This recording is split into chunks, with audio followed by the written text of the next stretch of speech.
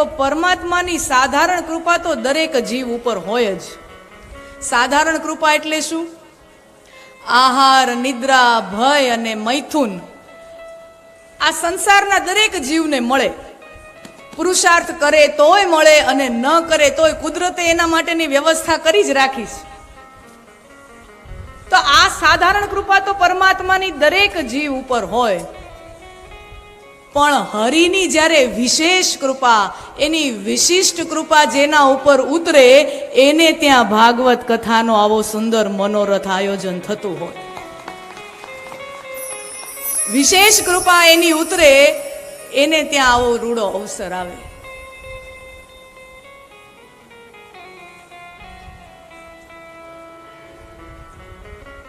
અને આજે સવારે જ્યારે પોથી યાત્રામાં બેન શ્રી જિજ્ઞાબેન અને આખો પરિવાર આમ પોથી લઈને આમ સરસ મજાના રૂડા એવા લાગતા હતા, એમ જોઈને લાગે આ પરિવાર જ્યારે આમ પોથીજીને મસ્તક ઉપર પધરાવી અને પોથી યાત્રામાં જતો હોય તો એ જોઈને મને વિચાર આવ્યો કે આ પરિવારના જે પહેલાના વડવાઓ થઈ ગયા હશે એ બધાનું કેટલું કમાયેલું પુણ્ય હશે કે એ પુણ્યના કારણે આ ભાગવત કથા આ પરિવારમાં ખેંચાઈને આવી છે. એ પુણ્યના પ્રતાપે આ ભાગવત કથા ખેંચાઈને આવી છે.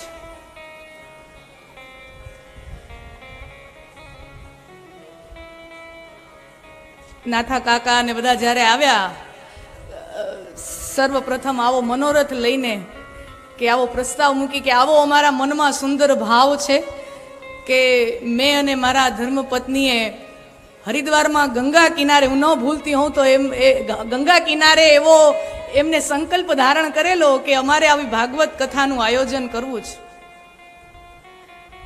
અને ત્યારે જેનીશભાઈ કીધું માં હવે નથી, પણ હવે માની ઈચ્છા પૂરી આપણે કરવાની છે.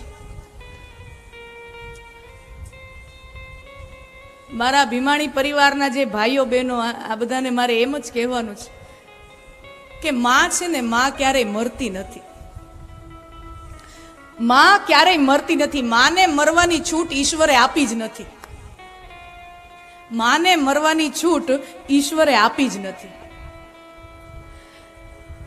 ઉનાળાનો ધમધોકતો તાપ હોય અને એમાં આપણે રસ્તે ચાલ્યા જતા હોઈએ અને એમાં કોઈક ઝાડની ડાળી, એ ઝાડના પાંદડા અને ઝાડની ડાળી આપણા ખભાને સ્પર્શ કરે અને કેવડો ટાઢક અને કોમળતાનો અહેસાસ થાય, કેવો અનુભવ થાય. એ અનુભવ આપણને એવો લાગે કે જેને મારી માં મને અડી હોય, મને મારી માએ સ્પર્શ કર્યો હોય. આમ આંગણામાં બેઠા હોય અને બિલાડીનું બચ્ચું કે કૂતરાનું ગલુડિયું આમ ગેલ કરતું કરતું આપણા ખોળામાં આવીને બેસી જાય ને ગેલ કરવા માંડે, રમત કરવા માંડે, ત્યારે આપણને એમ થાય કે હું અવડુકડો હોઈશ ને ત્યારે મારી માના ખોળામાં આમ જ રમતો હોઈશ. કહેવાનો અર્થ માં આપણા સ્મરણમાંથી ક્યારેય જતી નથી અને એટલા માટે જ માનું ક્યારેય મરણ થતું નથી. આપણે ગમે એટલા ઉંમરના થઈ જાય સાહેબ, માનું સ્મરણ, અહીંયા તો અમારા કેટલા વડીલો બેઠા છે, તમે વિચાર કરો. 70 વર્ષના, 80 વર્ષના બધા વડીલો બેઠા છે. હું હમણાં એમ કહું ને કે તમે આંખ બંધ કરીને તમારી માને યાદ કરો. હવે પોતે 70-80 વર્ષના હોય તો એમના માતા પિતા તો હયાત ન જ હોય, પણ આપણે એમ કહીએ ને માં એટલે 80 વર્ષના વૃદ્ધ વડીલ હોય ને એના આંખમાં એની માનો જે આમ સ્મૃતિ પટલમાં જે છબી ઉભરાઈને આવી જાય, કારણ કે માં ક્યારેય મરતી જ નથી. એ આપણામાં એનો અંશ મૂકીને જતી હોય છે.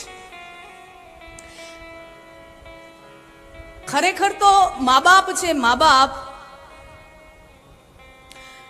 એ જેમ ઓલો ઇમારત ઘડવા વાળો શિલ્પી હોય ને, કેમ ટાંકણી મારી મારીને ને હથોડી મારી મારીને ને એક પથ્થરને ટાંકણીને ઘા મારી મારીને સરસ મજાની મૂર્તિ બનાવે, ઇમારતો બનાવે. તો ઇમારત આપણે કોઈ જોઈએ, સરસ મજાનો કોઈએ મહેલ બનાવ્યો હોય, અહીંયા જઈને આપણે સેલ્ફી પડાવીએ, ફોટા પડાવીએ, પણ એ ઇમારતનો બનાવવા વાળો તો ક્યારનો ચાલ્યો ગયો છે. પણ આપણે ઇમારતને જોઈને વાહ વાહ કરીએ છીએ. એ વાહ વાહ ખરેખર તો એ ઇમારતના બનાવવા વાળાને સમર્પિત થાય છે. એમ આપણા માતા પિતા મારા ને તમારા જેવા જીવને ટાંકણીથી કાન ખેંચીને વઢે, ક્યારેક પ્રેમ કરીને હાથ વહાલથી હાથ ફેરવે, આ બધું આપણું ચરિત્ર ઘડતર કરે છે. જેમ શિલ્પી આમ ટકોરા મારી મારી મારી મારીને જેમ ચારિત્રનું ઘડતર કરે, એમ આપણા માતા પિતા આપણને ક્યારેક વહાલથી તો ક્યારેક વઢીને આપણા શિલ્પીનું, આપણા ચરિત્રનું ઘડતર કરે. અને પછી આવું ચરિત્ર મોટું થાય યુવાવસ્થામાં, અને ત્યારે સમાજ જુએ, ગામ જુએ, અને એની પ્રતિભાથી ચકાચોંધ થઈ જાય કે વાહ, શું પ્રતિભા છે, શું વ્યક્તિત્વ છે, શું ચારિત્ર છે. અને પછી વ્યક્તિનો જય જયકાર થાય તો ખરેખર જય જયકાર એના માતા પિતાના ચરણોમાં સમર્પિત થાય છે. એ માતા પિતા ત્યારે હાજર હોય કે ન હોય, પણ એ સમાજ જે જય જયકાર કરતો હોય માતા પિતાને સમર્પિત થતો હોય. તો આવા ચારિત્રવાન સંતાનોને આવો સુંદર મજાનો ભાવ આવ્યો. એ ભાવને વ્યાસપીઠથી હું બિરદાવું છું, વ્યાસપીઠથી અભિનંદન આપું છું. ખૂબ ખૂબ અભિનંદન છે બાપ.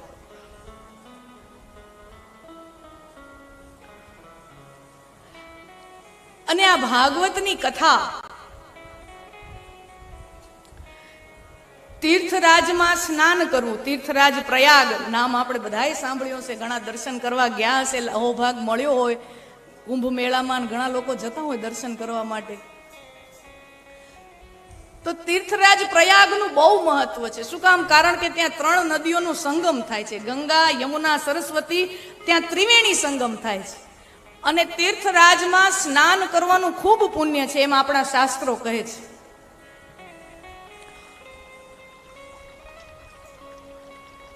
હરિદ્વારમાં ખાલી ગંગા કિનારે ગંગાજીમાં સ્નાન કરો, કે યમુના કિનારે યમુનાજીમાં તમે સ્નાન કરો, અને જે પુણ્ય મળે એના કરતા અનેક ગણું વધારે પુણ્ય ઈ જ્યારે 3 નદીઓનો સંગમ થાય એવા તીર્થરાજ પ્રયાગમાં સ્નાન કરી તો એનું પુણ્ય મળે, એવું આપણા શાસ્ત્રોનું વિધાન છે. પણ આપણા સંતો મહંતો, આપણા મહાપુરુષો કહે છે કે તીર્થરાજ પ્રયાગમાં સ્નાન કરવું અને ભાગવતી કથા ગંગામાં સ્નાન કરવું, આ બંનેનું એક સરખું પુણ્ય છે, બંનેનો એક સરખો પ્રભાવ છે. ત્યાં તો 3 નદી, ગંગા, યમુના, સરસ્વતી, ત્યાં 3 નદી મળે. તો અહીંયા શું મળે છે? તો કે અહીંયા પણ 3 નદીઓનો સંગમ થાય છે. યમુના નદી કર્મ સ્વરૂપા છે, સૂર્યનારાયણના પુત્રી છે યમુના. યમુનાજી સૂર્યનારાયણના પુત્રી છે, અને સૂર્ય સતત ગતિશીલ હોય, સતત કર્મ કરતો રહે. એટલે સૂર્ય કર્મવાન છે તો એની પુત્રી યમુનાજી ઈ પણ કર્મવાન છે, એટલે યમુનાજીને કર્મ સ્વરૂપા કીધું. અને ગંગાજી તો ભક્તિ સ્વરૂપા છે જ, ગંગાજીને ભક્તિ સ્વરૂપા કીધી. અને સરસ્વતી એને જ્ઞાન સ્વરૂપ, વૈરાગ્ય સ્વરૂપા કીધી. સરસ્વતીજી કુંવારા છે, ઈ કોઈ સમુદ્રને મળતા નથી. દરેક નદી સમુદ્રમાં જઈને મળે, એટલે એના પિયુ સાથે મિલન થયું કહેવાય. નદીનું સમુદ્ર સાથે સંગમ થાય એટલે નદીનું એના પિયુ સાથે મિલન થયું કહેવાય. પણ સરસ્વતીજી કુંવારા છે, એ કોઈ સમુદ્રને મળતા નથી, ખરેખર તો ગુપ્ત નદી છે. એટલે સરસ્વતીને વૈરાગ્ય સ્વરૂપા નદી કીધી છે.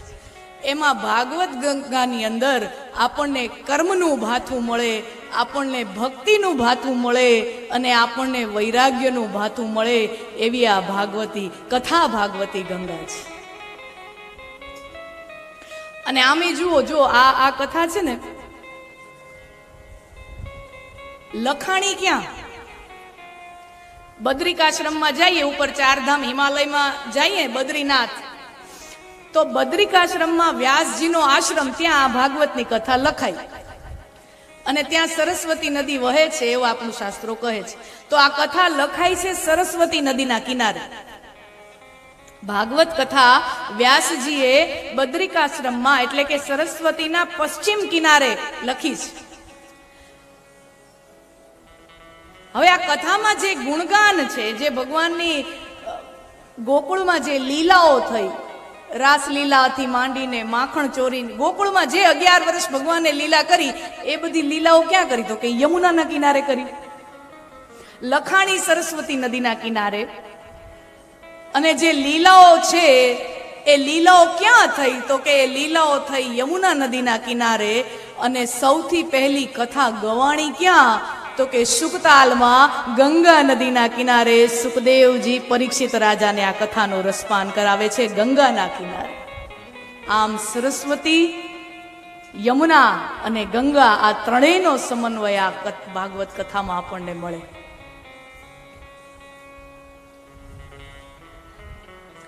અને ખરેખર તો જે કહેવાનું છે, કથાના આટલા મોટા મોટા પંડાલો હોય, ભારતભરમાં અનેકો કથાઓ થતી હોય. હવે તો ખૂબ જમાનો બહુ સરસ છે, ટીવીના માધ્યમોમાં તડકા છાયા કોઈથી સહન ન થાય તો ઘરે બેઠા આપણે જોતા હોઈએ.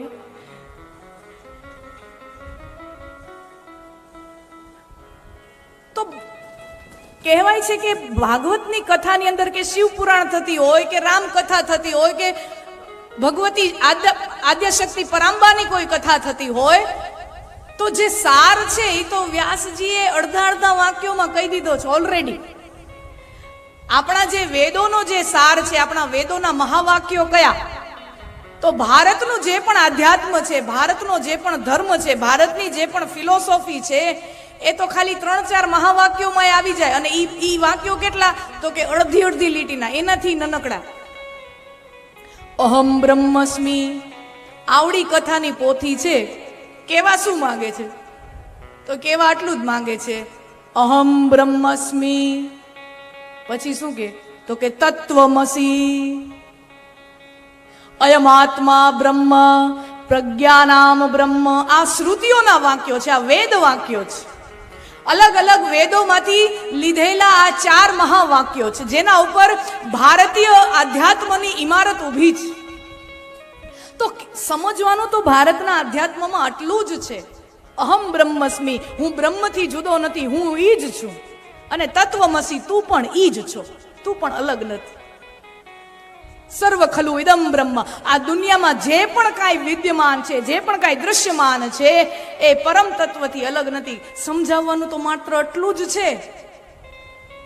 તો પછી ઘણા યુવાનો આજકાલ શું છે, પ્રશ્નો પૂછવાની બહુ આદતો હોય ને, તો નાક મચકોડીને પ્રશ્ન પૂછે કે ભાઈ કહેવાનું એટલું જ છે અડધી અડધી લીટીમાં, તો આ તો 2 મિનિટમાં કામ પતી ગયું. તો તમે 7-7 દિવસની કથાઓ કરો, એ એક દિવસમાં 4-4, 5-5 કલાક અમને બેહાડી રાખો. હે, આટલો બધો ખર્ચો થાય. સ્વાભાવિક છે, પ્રશ્નો થાય કે જો સમજવાનું હતું એ તો અડધી અડધી લીટીમાં કહેવાય ગયું, તો પછી આવડા પંડાલો, એમાં આવડા હજારો લોકો, હજારો કલાકો વ્યર્થ થાય. શું જરૂર છે? વાત સાચી, કહેવાનું તો આટલું જ છે, પણ એમને આપણે હજમ ન કરી શકીએ. હું ઉદાહરણ આપું તમને. આપણે બધા શાકાહારીઓ છીએ ને, શાકાહારીઓ માટે સૌથી બળવાન જો કોઈ ખોરાક હોય, સૌથી બળ આપે, તાકાત આપે એવો ખોરાક કયો? ઘી. ઘીથી વધારે બળ બીજા કોઈ ખોરાકમાંથી ન મળે. પણ હું ને તમે ઘીનો લોટો ભરીને પી શકી? હે, ઘીના લોટા ભરીને આપણે પી શકીએ? હોજરી ફાટી જાય સાહેબ, અખતરા ન કરાય. પણ ઘી આટલું બધું સારું છે, આટલી બધી બળ આપે. કહેવાતા બધા ન્યુટ્રિશનો ને બધા ન્યુટ્રિશનિસ્ટો ને બધા કહે કે ઘી ન ખવાય ને, આ ન ખવાય ને. ઘી ન ખાવ તો અહીંયા હાંધા દુખવા માંડે 30 વર્ષ પછી, 40 વર્ષ પછી. રોજ શરીરની અંદર 2-3 ચમચી ઘી જાવું જોઈએ. હૃદય બધીને કાંઈ નુકસાન નતા, બધી ખોટી વાતો છે. તેલ, હા તેલ બરાબર છે, એનાથી અળગું રહેવું જોઈએ, પણ ઘી તો શરીરમાં જવું જોઈએ, એવું આપણા આયુર્વેદ પણ કહે છે. તો પણ ઘી આપણે માટે, શરીર માટે બહુ સારું છે, પણ આપણે લોટો ભરીને ઘી ન પી શકીએ. તો ઘીને શરીરમાં જવા કેમ દેવું? તો આપણી માવડીઓએ શું રસ્તા ગોત્યા? હે, રોટલો બનાવે તો એના ઉપર ઘી ચોપડે, રોટલી બનાવે તો એના ઉપર ઘી ચોપડે, શીરો બનાવે, લાડવો બનાવે, તો ઈ બાને રોજ આપણા શરીરમાં 1-2 ચમચી ઘી જાય. હે, રોજ. મુદ્દો શું છે કે આપણા શરીરમાં એન કેન પ્રકારે કોઈ પણ રીતે શરીરમાં 1-2 ચમચી ઘી જવું જોઈએ. તો એના માટેના આપણે રસ્તાઓ ગોત્યા. કેમ? કારણ કે નકરું ઘી પચે નહીં. એમ આજે વેદ વાક્યો છે, આજે શ્રુતિ વાક્યો છે, એ મારા ને તમારા જેવા કલયુગી જીવોને એમને પચે નહીં. આપણી હોજરીઓ ફાટી જાય, આપણું મગજ ફાટી જાય. આપણે એમને આધ્યાત્મ હું ને તમે એમ પી ન શકીએ. તમે વિચાર કરો, રસ્તે કોઈ માણસ હાયલો જતો હોય, હાથમાં આમ બંદૂક લઈને કે અહમ બ્રહ્મસ્મી, હું જ ભગવાન છું, અને આમ કરીને ઉડાડતો જાય કેટલાને. ઈ પચે નહીં. હું ને તમે આ પચાવી ન શકીએ. તો પછી આપણા ઋષિ મુનિઓએ શું રસ્તા કાઢ્યા? રામકથાની એક એક ચોપાઈમાં, ગીતાજીના એક એક શ્લોકમાં, ભાગવતના એક એક શ્લોકમાં, શિવપુરાણના એક એક શ્લોકમાં આ શ્રુતિના વેદ વાક્યોને આપણે રોટલી ઉપર ઘી ચોપડીએ એમ વ્યાસજીએ આ બધું હરિરસને ઘીની જેમ આ ભાગવત કથાની ઉપર આમ ચોપડ્યો છે. અને એમ થકી આપણે ભાગવત કથાને, આધ્યાત્મને મારે ને તમારે રોજ ઘૂંટડે ઘૂંટડે, એક બે ઘૂંટડે પીવાનું છે. આમ કરી એટલે શું? આપણને પચીએ જાય, આપણો માયલાનું કલ્યાણ થાય, અને સમાજને એક સાચું માર્ગદર્શન મળે.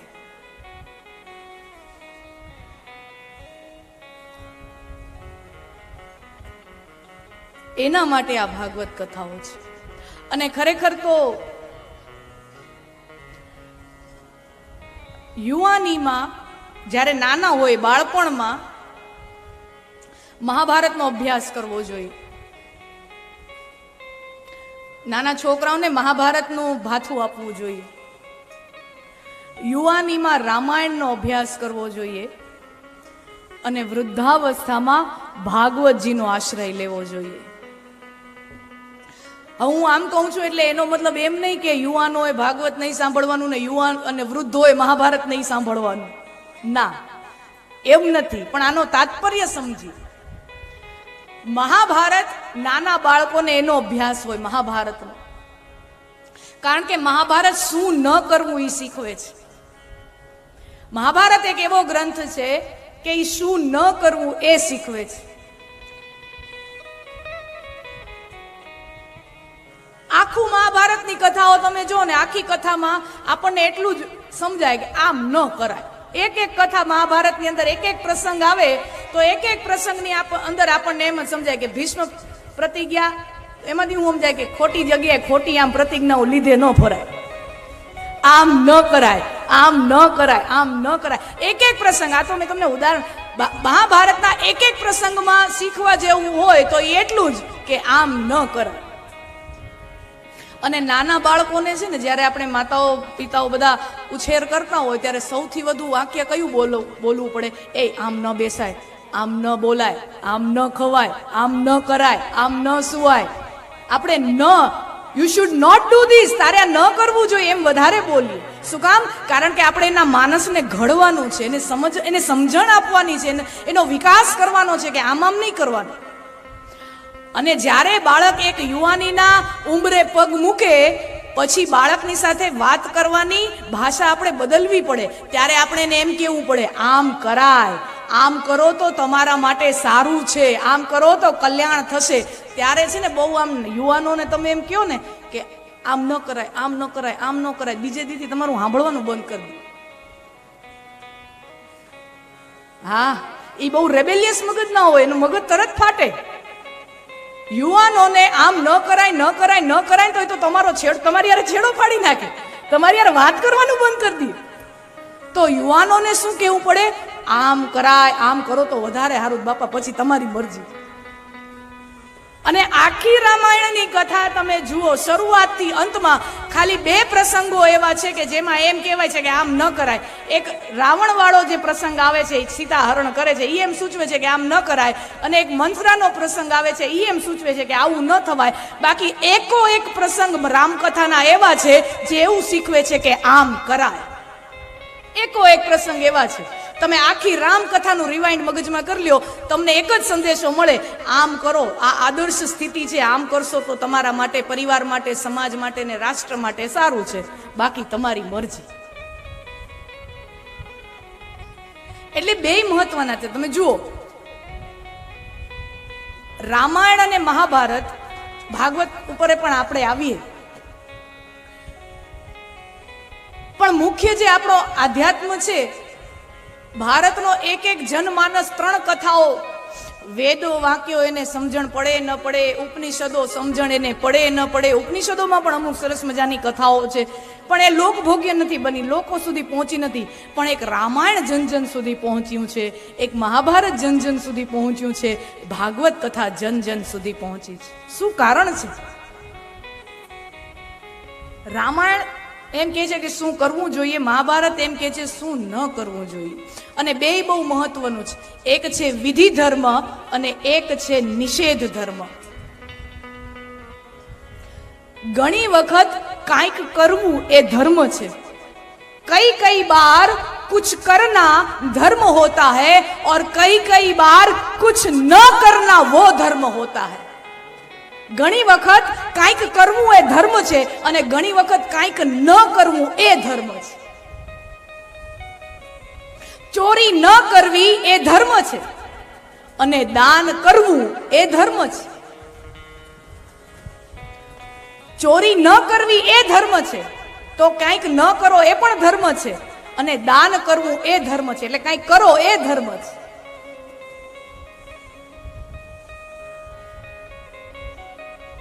અને તમારાથી દાન થાય કે ન થાય, આપણું આધ્યાત્મ તો એમ કહે છે દાન થાય તો કરો, બહુ સારું, ન થાય તો કાંઈ નહીં, ચોરી ન કરો, કમસે કમ ચોરી ન કરો. આ આપણું આધ્યાત્મ કહે છે. આ એના જેવું છે. તમે જુઓ, તમે ગાડી ચલાવતા હો ને, ગાડીની અંદર રામાયણ ને મહાભારત બે છે. કયા સ્વરૂપે? અને જીવનમાં એવું જ. આ તો ગાડીનું એક ઉદાહરણ આપું છું. ગાડીમાં એક લીવર હોય અને એક બ્રેક હોય, બરાબર? એક લીવર હોય, લીવર શું કરે? આગળ વધારે ગાડીને, એટલે કંઈક કરો તો આગળ વધે, અને બ્રેક શું કરે? આગળ જતા હો તો એને અટકાવે. પણ બેયની જરૂરિયાત છે. જેમ મેં કીધું ને કે દાન ન કરો તો કાંઈ નહીં, ચોરી ન કરવી, એનાથી બચવું જોઈએ, એમ ગાડીની અંદર લીવર ન હોય ને તો કાંઈ વાંધો ન આવે, હજી હાલે, વાંધો નહીં. બહુ તો શું થાય? ગાડી આગળ નહીં વધે ને. બહુ તો શું ફેર પડે? ગાડી આગળ જશે જ નહીં, તો એમાં એટલું નુકસાન નથી. પણ બ્રેક ન હોય તો કોઈ તમને એમ કે હું 50 લાખની ઓડી છોડાવીને આવ્યો છું, હાલો હું તમને ચક્કર મરાવા લઈ જાઉં, પણ એક વાંધો છે, ગાડીમાં બ્રેક નથી. તમે 50 લાખની ગાડીમાં બેસશો? હે, 50 લાખની ગાડીમાં આપણે બેસીએ? ભાઈ તને મુબારક, તારી 50 લાખની ગાડી અમારે નથી જોઈતી. એ મુબારક, તારો આંટો અમને નથી જોઈતો. કહેવાનો મતલબ, કાંઈક કરવું એ ધર્મ છે, પણ કાંઈક ન કરવાથી બચવું એ એનાથી મોટો ધર્મ છે. जीवन में उन गुणों का विकास करें कि जिससे समाज का, हमारे व्यक्तित्व का विकास हो, उन गुणों को धारण करें जिनसे हमारा भी विकास हो, हमारे परिवार का भी विकास हो. ये धर्म है. लेकिन उसके साथ साथ, એની સાથે સાથે જીવનમાં તબક્કામાં એવા મોકાઓ આવે, એવા પ્રસંગો આવે કે જ્યારે આપણું પતન થવાની સંભાવના હોય, એવા સમયે હું ને તમે, આપણે આપણી જાતને રોકી શકવા સક્ષમ છીએ કે નહીં, આપણે આપણી જાતને બ્રેક મારવા માટે સક્ષમ છીએ કે નહીં, એ પણ એટલું જ મહત્વનું છે. હું તો કહું એના કરતા વધારે મહત્વનું છે.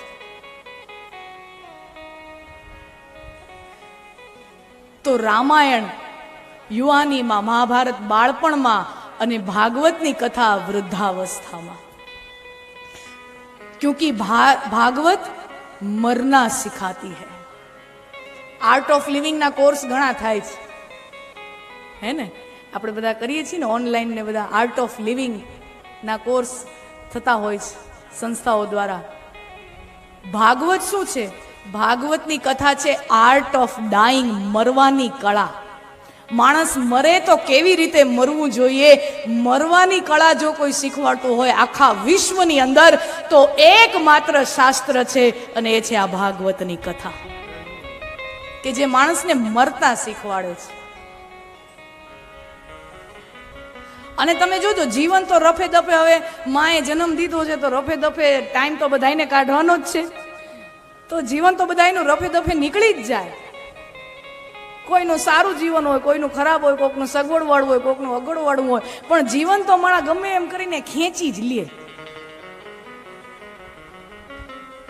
પણ મરણ જો કોઈ સુકન વાળું હોય તો એ માયલો ક્યાંક હરિની સાથે અનુસંધાન કરે, એનું જ મરણ કલાત્મક હોય આપણા આધ્યાત્મની દ્રષ્ટિએ. અને એના માટે જીવન તો મા બાપ સે મિલ જાતા है, जिंदगी तो माँ बाप से मिल जाती है, પણ મૃત્યુ કમાવવું એ આપણે પડે છે. મૃત્યુ એટલે શરીરનું મૃત્યુ થાય ને એ વાત ને, એ તો એમને માણસ મરી જવાનો છે. પણ ખરું મૃત્યુ જે પરીક્ષિત રાજાને મળ્યું છે. આખી ભાગવતની કથા શું છે? એક રાજા છે, એક રાજાથી નાનકડી ભૂલ થઈ જાય છે, એક ગુનો થઈ જાય છે, કે એક ઋષિનું અપમાન થઈ જાય છે, અને એ ઋષિના પુત્રએ શ્રાપ આપ્યો કે 7મે દિવસે તક્ષક નાકનો સાપ તને દંશ મારશે અને 7મે દિવસે તું મરી જઈશ, તારું મૃત્યુ નિશ્ચિત છે. આખી ભાગવતની કથા એ છે. ત્યાંથી આખી ભાગવતની કથા શરૂ થાય છે. અને હવે પરીક્ષિત રાજાને ખબર પડી કે મારી પાસે હવે 7 જ દિવસ છે, તો 7 દિવસમાં શું કરવું? અને યાદ રાખજો, પરીક્ષિત રાજા કોઈ સાધારણ માણસ નહોતો, મારા ને તમારા જેવો કોઈ સાધારણ મનુષ્ય નહોતો. ચક્રવર્તી સમ્રાટ, ભારત વર્ષનો, આર્યવર્તનો ચક્રવર્તી સમ્રાટ છે. આખા ભારત વર્ષ ઉપર એ જેનું સામ્રાજ્ય છે એવો પરીક્ષિત રાજા. અર્જુનનો દીકરો અભિમન્યુ અને અભિમન્યુનો દીકરો પરીક્ષિત, આ એ રાજાની કથા છે. અર્જુન જેવા જેના દાદા હોય, અભિમન્યુ જેવા વીર શહીદ જેના પિતા હોય, એવા ગળથુથીમાં સંસ્કાર લઈને જન્મેલો આ પરીક્ષિત રાજા છે. વિચાર કરો, સામાન્ય રીતે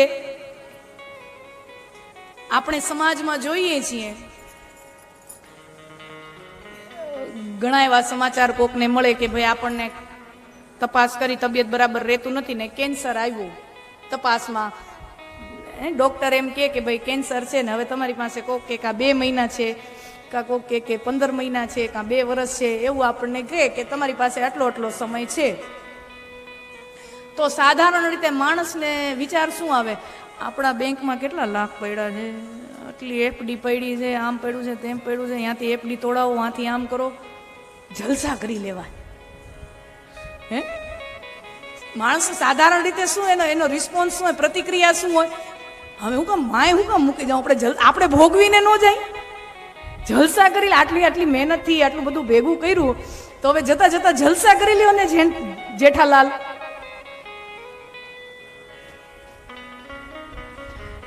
તો સાધારણ મનુષ્ય શું વિચારે કે જો મરણ નિશ્ચિત છે તો ચાલો ને ભોગવી લઈએ, અને ભોગતા મરી જઈએ.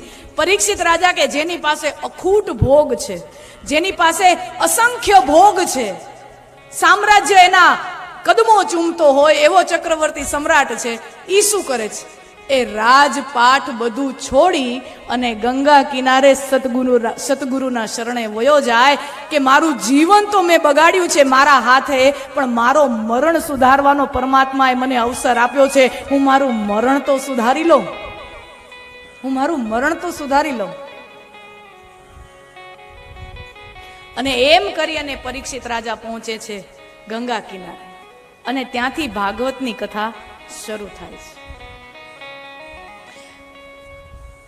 ભાગવતની કથાનું રસપાન કરે, અને સુખદેવજી શું કહે છે કે હે પરીક્ષિત, આ કથાનું હું તને જે રસપાન કરાવું છું, આ ભાગવત કથા એ સાક્ષાત પરમાત્માનું વાંગમય સ્વરૂપ છે.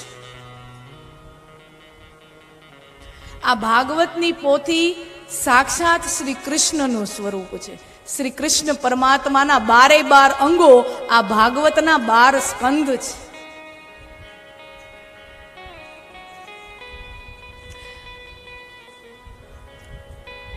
કૃષ્ણ ભગવાન 125 વર્ષ સદેહે આ પૃથ્વી ઉપર રહ્યા. 125 વર્ષનું આયુષ્ય ભગવાનનું થયું, અને યાદવા સ્થળી થઈ, યાદવો એકબીજામાં લડ્યા ઝઘડ્યા, અને યાદવ વંશનો નાશ થયો. કથા આપણે બહુ જાણીએ છીએ.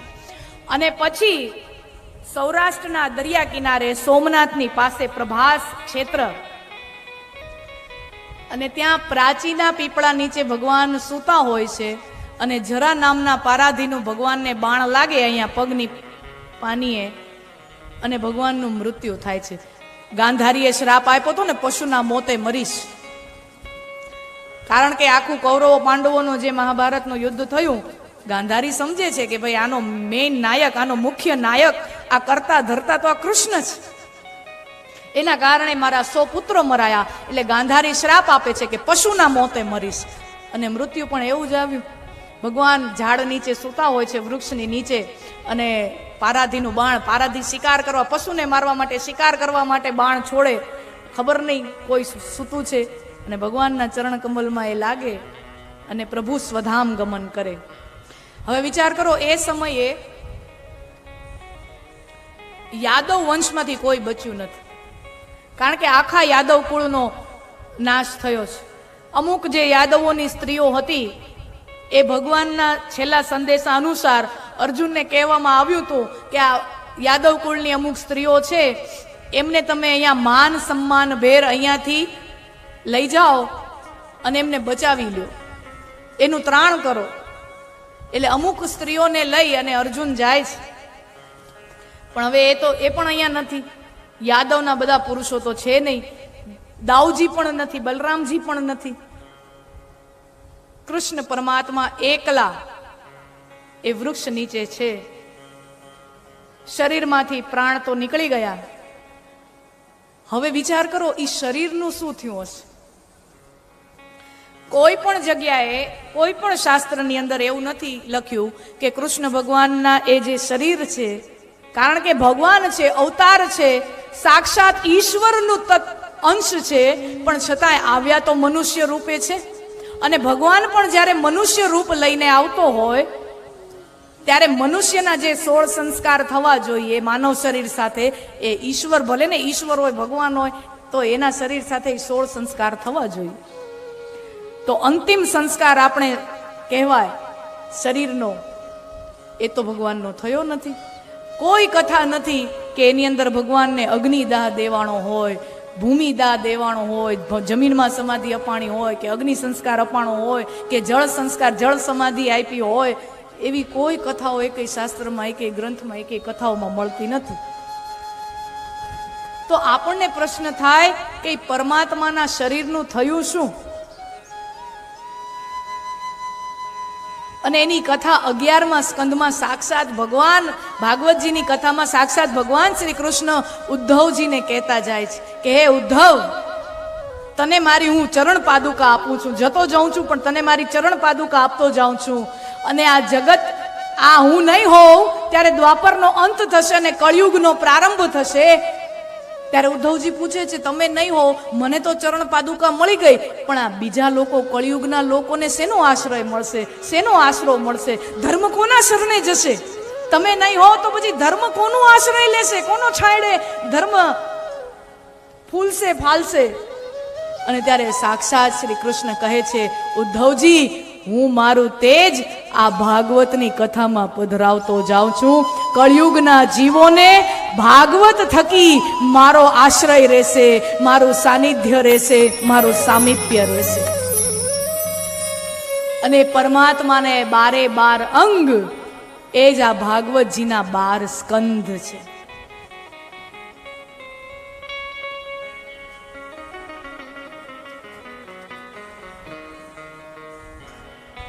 તો અહીંયા 7 ક્યાં છે?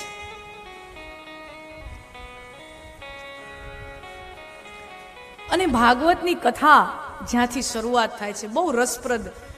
મેં હમણાં કીધું ને, ભાગવતના રચયિતા વ્યાસજી છે. વ્યાસજીએ ભાગવત, જો આપણે કથા શરૂ કરીએ ને એ પહેલા કથાનો આપણને આછેરો પરિચય હોવો જોઈએ. અમારા વડીલો હોય તો એટલી કથાઓ સાંભળી કે હવે એ બધાને મોઢે થઈ ગઈ છે. હે, વક્તા જરાક ભૂલ કરે ને તો એ આજુબાજુ વાત કરે, આમ નહોતું બોલવાનું, બોલવાનું આમ હતું. એટલી એમને કથાઓ, હે, તમે કથાઓ સાંભળી સાંભળીને રીઢા થઈ ગયા છે. કથાઓ તમને મોઢે થઈ ગઈ છે. પણ બહુ ખાસા એવા સંખ્યામાં યુવાનો બેઠા છે જે મારા ખ્યાલથી પહેલી વખત આવી રીતે કથાઓ, ઘણા એવા હોય કે પહેલી વખત શાંત ચિત્તે 7 દિવસની કથા સાંભળી. એવા ઘણા, દરેક કથાની અંદર કોક એવા શ્રોતાઓ મળી આવતા હોય તો આ એના માટે છે. કથા અમે શાસ્ત્રીય પરંપરા પ્રમાણે, આપણા શાસ્ત્રોની વિધિ પ્રમાણે આપણે કથા શરૂ કરીએ. કોઈ પણ કથા હોય એની પહેલા એ કથાનું મહાત્મય, એ કથાનું સ્વરૂપ અને એ કથાનો પરિચય આપણને હોવો જરૂરી છે, એવા આપણા મનીષીઓ કહે છે, એવા આપણા ઋષિમુનિઓ કહે છે. તો ભાગવતના રચયિતા છે વ્યાસજી. વ્યાસજી 18 પુરાણોની રચના કરી છે. ભાગવત એમાં એક પુરાણ છે. મહાભારતની રચના પણ વ્યાસજીએ કરી છે. હવે જે મહાભારતની કથા જ્યાં પૂરી થાય છે ને, ત્યાંથી ભાગવતની કથા શરૂ થાય છે. મહાભારતની કથા ક્યાં પૂરી થાય છે? કૌરવ પાંડવોનું યુદ્ધ થયું, ભગવાન સ્વધામ ગમન કરે છે, દ્વાપરનો અંત આવ્યો, કળિયુગ શરૂ થયો, અને પછી યુધિષ્ઠિર રાજા, જે હસ્તિનાપુરનો રાજા છે, હવે એને અને પાંડવોથી કૃષ્ણનો વિરહ સહન નથી થતો, કૃષ્ણનો વિયોગ. જેવા સમાચાર મળ્યા પાંડવોને કે ભગવાન હવે સદેહે આ પૃથ્વી ઉપર નથી રહ્યા, યુધિષ્ઠિરે બધી રાજ મમતા છોડી, 5 પાંડવો સાથે દ્રૌપદી બધું છોડી, વિચાર કરો, જે હસ્તિનાપુરને મેળવવા માટે નરસંહાર થયો હતો, કરોડો લોકોનો કચ્ચર ઘાણ નીકળી ગયો હતો, અને એટલા રક્ત રંજિત એ ભૂમિ ઉપર જ્યારે રાજા રાજ કરતો હોય, એક તો એને રાજ કરવામાં આનંદ જ નહોતો આવતો, કારણ કે જે રાજ કરવા માટે, જે રાજ મેળવવા માટે આટલી બધું લોહી વેવડાવવું પડ્યું હોય, પછી રાજ કરો તો એમાં આનંદ ન આવે. અને ઉપરથી જ્યારે સમાચાર મળ્યા કે કૃષ્ણ ભગવાન પણ હવે રહ્યા નથી, પાંડવોથી આ દુઃખ સહન થતું નથી, બધું છોડી અને હિમાલય ચાલ્યા જાય છે. અને પછી કથા છે કે યુધિષ્ઠિર ના ભાઈઓ, 4 ભાઈઓ, દ્રૌપદી, એટલે આ બધાને નર્ક મળે છે, અને યુધિષ્ઠિર એકલા છે જેને સ્વર્ગ મળે છે. અને સ્વર્ગમાં પહોંચે છે. કથા છે કે સ્વર્ગમાં જઈને યુધિષ્ઠિર શું જુએ છે? યુધિષ્ઠિર જોવે છે દુર્યોધનને.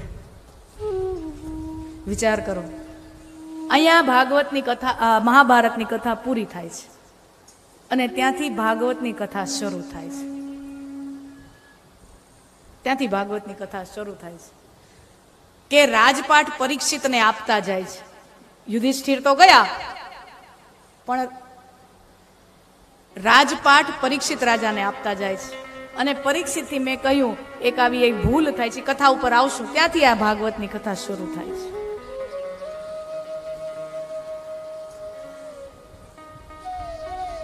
હવે આ કથા જે છે, આપણા પુરાણોની જે કથા છે, સમાધિ ભાષામાં લખાયેલી કથાઓ છે. સમાધિ ભાષામાં લખાયેલી કથાઓ એટલે કે જેનો વાચ્યાર્થ અલગ થતો હોય, એનો વ્યંગાર્થ અલગ થતો હોય, એટલે લખ્યું કાંક હોય અને સમજવાનું કાંક હોય. એટલા માટે જ આપણે ત્યાં વાંચવાનું મહત્વ નથી.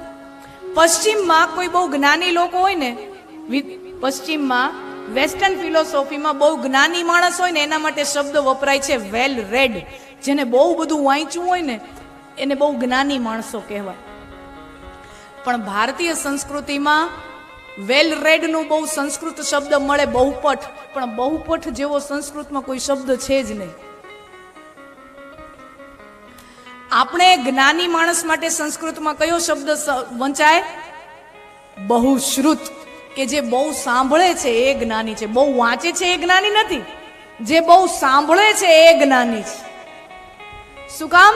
કારણ કે વાંચો તમે, કાંક આમ લખ્યું હોય, તમે તમારી બુદ્ધિ પ્રમાણે વાંચશો અને તમે તમારા બુદ્ધિ પ્રમાણે એને સમજશો. પણ જ્યારે કોઈ સદગુરુના શરણે આપણે જઈએ, કોઈ વિદ્વાનોના શરણે જઈએ, કોઈ મહાપુરુષોના શરણે જઈએ, એ આપણને આ કથા સંભળાવે, ત્યારે આપણે કથાના સાચા અર્થ સુધી આપણે પહોંચીએ છીએ.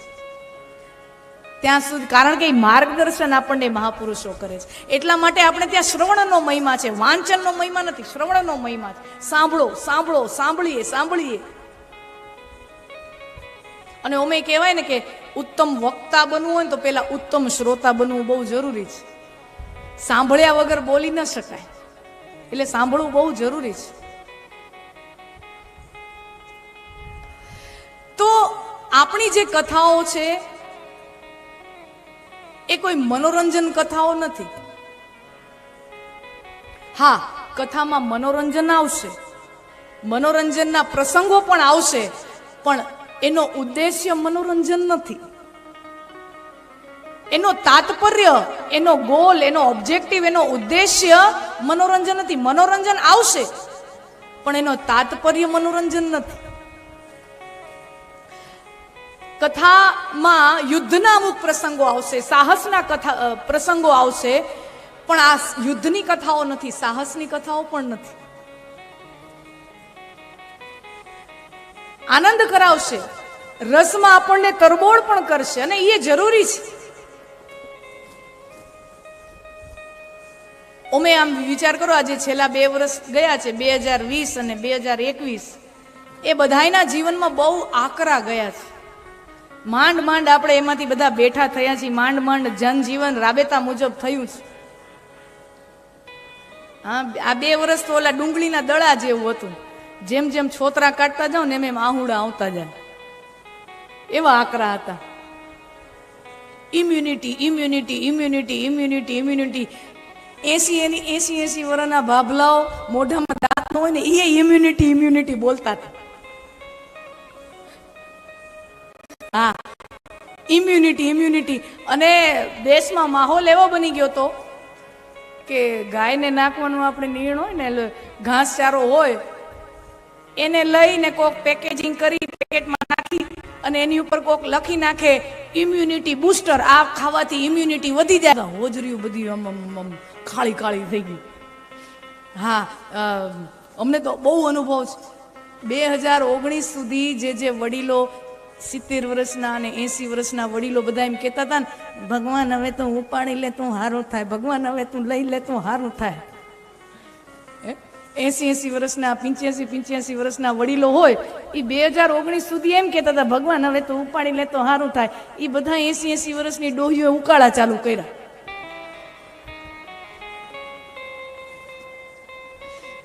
એ બધી ડોહીઓએ ઉકાળા ચાલુ કર્યા. વાતું થાય કે ભગવાન હવે તું લઈ લે તો સારું. લેવા આવે તો કોઈ જાવું નથી. હા, વાતું થાય હવે લઈ લે તો સારું છે, લઈ લે તો સારું છે. જાવું કોઈને નથી. અને શું કામ જવું જોઈએ ભાઈ? આનંદ છે, મોજ છે, ભગવાને જીવન આપ્યું છે, આનંદથી જીવીએ, લહેરથી કરીએ, આનંદ કરીએ. શું કામ ન કરીએ? દુર્લભા માનુષા દેહમ,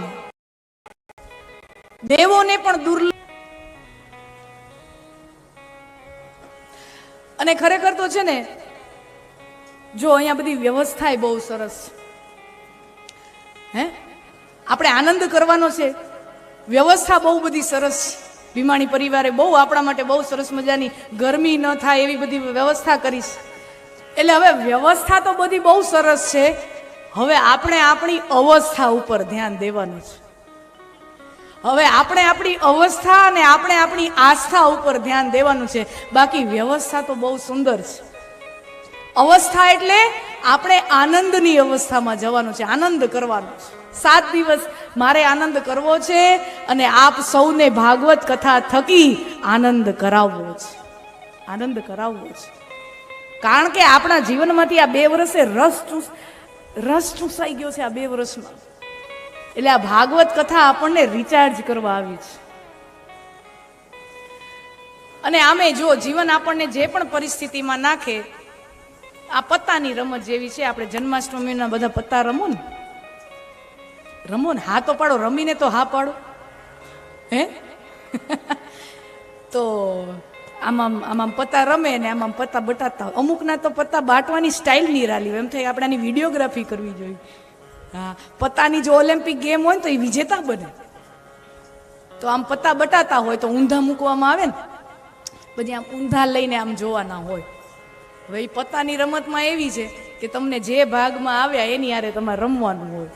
જીવનમાં પણ પરમાત્માએ આપણા કર્મ અને ભાગ્ય અનુસાર આપણને આપણો પરિવાર, આપણને આપણી અવસ્થા, આપણી આર્થિક અવસ્થા, શારીરિક, માનસિક, પરિવાર, પતિ પત્ની, સંતાનો, આ પત્તા આપણને બંધબાજીમાં મળ્યા છે, ખુલે તઈ હાચા. અને જેવા પત્તા મળ્યા હોય, પરિવાર રૂપી, સંપત્તિ રૂપી, અવસ્થા રૂપી જેવા પત્તા મળ્યા હોય, એવા પત્તામાંથી સારામાં સારા જીવનનું પ્રદર્શન કરી દેખાડે એ ભગવાનનો સંતાન કહેવાય, એ સાચો સંતાન કહેવાય. આ બાકી જીવન એક આ બંધબાજી જ છે, બંધ રમત જ છે. જે પત્તા મળ્યા એમાંથી આપણે સારામાં સારું પ્રદર્શન કરવાનું છે, આનંદ કરવાનો છે. પણ આનંદ કેવો કરવાનો છે? સાથે સાથે અલખ ધણીની ખોજમાં. આટલી અકડ, અરે યાર આપણે ભગવાનના ખોળામાં બેઠા છીએ, સાક્ષાત હરિના, સાક્ષાત કૃષ્ણની મહેફિલમાં, સાક્ષાત કૃષ્ણના દરબારમાં એનામાં બેઠા છીએ. હું અહીંયા અહંકાર, હું અહીંયા સ્ટેટસ, હું આ હું તે બધું ખાલી કરી નાખો સાહેબ, બધું ભૂલી અને પછી જે અહીંયાથી ઢીલા ઢપ, હૃદયથી જેટલું ઢીલા ઢપ થશો ને એટલા ડોક્ટરો એમ કહે છે, મારા હેન્સીબેન તો ડોક્ટર, ભલે દાંતના ડોક્ટર છે પણ શરીરના ગમે એ અંગના ડોક્ટર હોય ને પછી શરીરની બધી ખબર જ હોય. એ બધા લોકો કહે કે અહીંયાથી જે માણસ બહુ કડક હોય ને એને હાર્ટ એટેક બહુ આવે. એટલે અહીંયાથી માણસે નરમ થવું બહુ જરૂરી છે. હા, અહીંયાથી નરમ થવું બહુ જરૂરી છે. સ્વાસ્થ્ય માટે સારું છે, આપણા મન માટે સારું છે. ભાવથી, શ્રદ્ધાથી, આમ અકડ નહીં, આમ ઘણા તો હોય ને આમ માપવા આવે. હવે ઘણા તો વક્તાને માપવા જ કથામાં આવતા. હા, ઘણા ખાલી માપવા આવતા. ઓલા સંગીતકારો શું કરે છે, વક્તા શું કરે છે, અહીંયા બધા પોઠી બરાબર વંચાય છે કે નહીં, એ લોકોને એ જ ધ્યાનમાં હોય. અરે ભાઈ, વાંક જોવા જશો તો અહીંયા જે પામવાનું છે એ ભૂલી જશો, એ ચૂકી જશો. અહીંયા જે પામવાનું છે એ ચૂકી જશો. ઘણા ન હોય આપણે લગ્ન વાંક દેખા લોકો હોય ને, નેગેટિવ જ હાલે. લગ્નમાં કોકે 1500 રૂપિયાની થાળી રાખી હોય ને તો એમ કે મજા ન આવી. હવે તું માં 25 રૂપિયાના ભજીયા રોજ ખાસ, હે એ કોક ખવડાવે તેદી, તું તારી રીતે તો 25 રૂપિયાના ભજીયા નથી ખાતો. હા, લગ્નમાં 1500 રૂપિયાની થાળી, મજા ન આવી. કહેવાનો અર્થ ઘણા એવા વાંક દેખા જોઈએ. ગમે એટલી સુવિધાઓ હોય, ગમે એટલી વ્યવસ્થા હોય, ગમે એટલું બધું સગવડ હોય, એને વાંક જ દેખાય. કારણ કે એ વાંક જોવા જ આવ્યા છે. જે વાંક તમે જે જોવા આવો છો ને એ તમને મળશે. દ્રોણાચાર્યએ યુધિષ્ઠિર અને દુર્યોધનને હસ્તિનાપુરમાં મોકલ્યા. દુર્યોધનને કીધું કે આખા હસ્તિનાપુરમાંથી કોઈક સજ્જન માણસને ગોતી આવો, અને યુધિષ્ઠિરને કીધું આખા હસ્તિનાપુરમાંથી ખરાબમાં ખરાબ દુર્જન કોઈ માણસ હોય ને એને ગોતી આવો. 5 દી સુધી આખા હસ્તિનાપુરમાં ફરી વળ્યા. દુર્યોધન ને યુધિષ્ઠિર બે પાછા આવ્યા ગુરુ પાસે, અને દ્રોણાચાર્યએ કીધું કે બોલો કોઈ મળ્યો? વિચાર કરો, દુર્યોધનને આખા હસ્તિનાપુરમાં કોઈ સારો માણસ ન મળ્યો અને યુધિષ્ઠિરને આખા હસ્તિનાપુરમાં કોઈ ખરાબ માણસ ન મળ્યો. કારણ કે જેવી દ્રષ્ટિ એવી સૃષ્ટિ. આપણો જેમ નજર હોય ને એવો આપણો નજરિયો બની જાય, એવી આપણને સૃષ્ટિ લાગવા માંડે. એટલે બહુ આનંદથી, ભાવથી, બહુ સરસ મજાની વ્યવસ્થા, સુવિધા છે. હવે માત્ર ને માત્ર આપણે આપણી અવસ્થા અને આસ્થાનું ધ્યાન રાખવાનું છે. અને આ કથાઓ હજારો વર્ષોથી ચાલી આવે છે. પુરાણોનો અર્થ જો આપણે ત્યાં છે સ્મૃતિ ગ્રંથો અને શ્રુતિ ગ્રંથો. જે ઉપનિષદો ને વેદાંત ને એ બધું જે આવે છે, વેદનો જે ભાગ, જે જ્ઞાન ભાગ, જ્ઞાનકાંડ કહેવાય, શ્રુતિઓ એને કહેવાય શ્રુતિઓ. અને બાકી બધા જેટલા ગ્રંથો છે સ્મૃતિના પ્રકરણમાં આવે, સ્મૃતિના પ્રકારમાં આવે.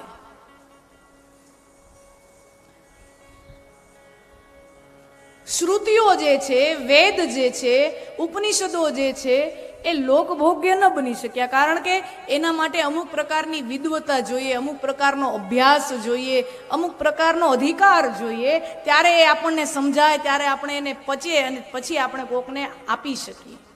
એટલે એ અધિકાર બધાને આપવામાં નથી આવ્યો. પણ વિચાર કરો, જે શ્રુતિઓમાં છે એટલે કે જે વેદોમાં છે, વેદાંતની અંદર છે, વેદાંત ઉપનિષદ ઇઝ ઓલમોસ્ટ સેમ, એક સમાન જ કહેવાય.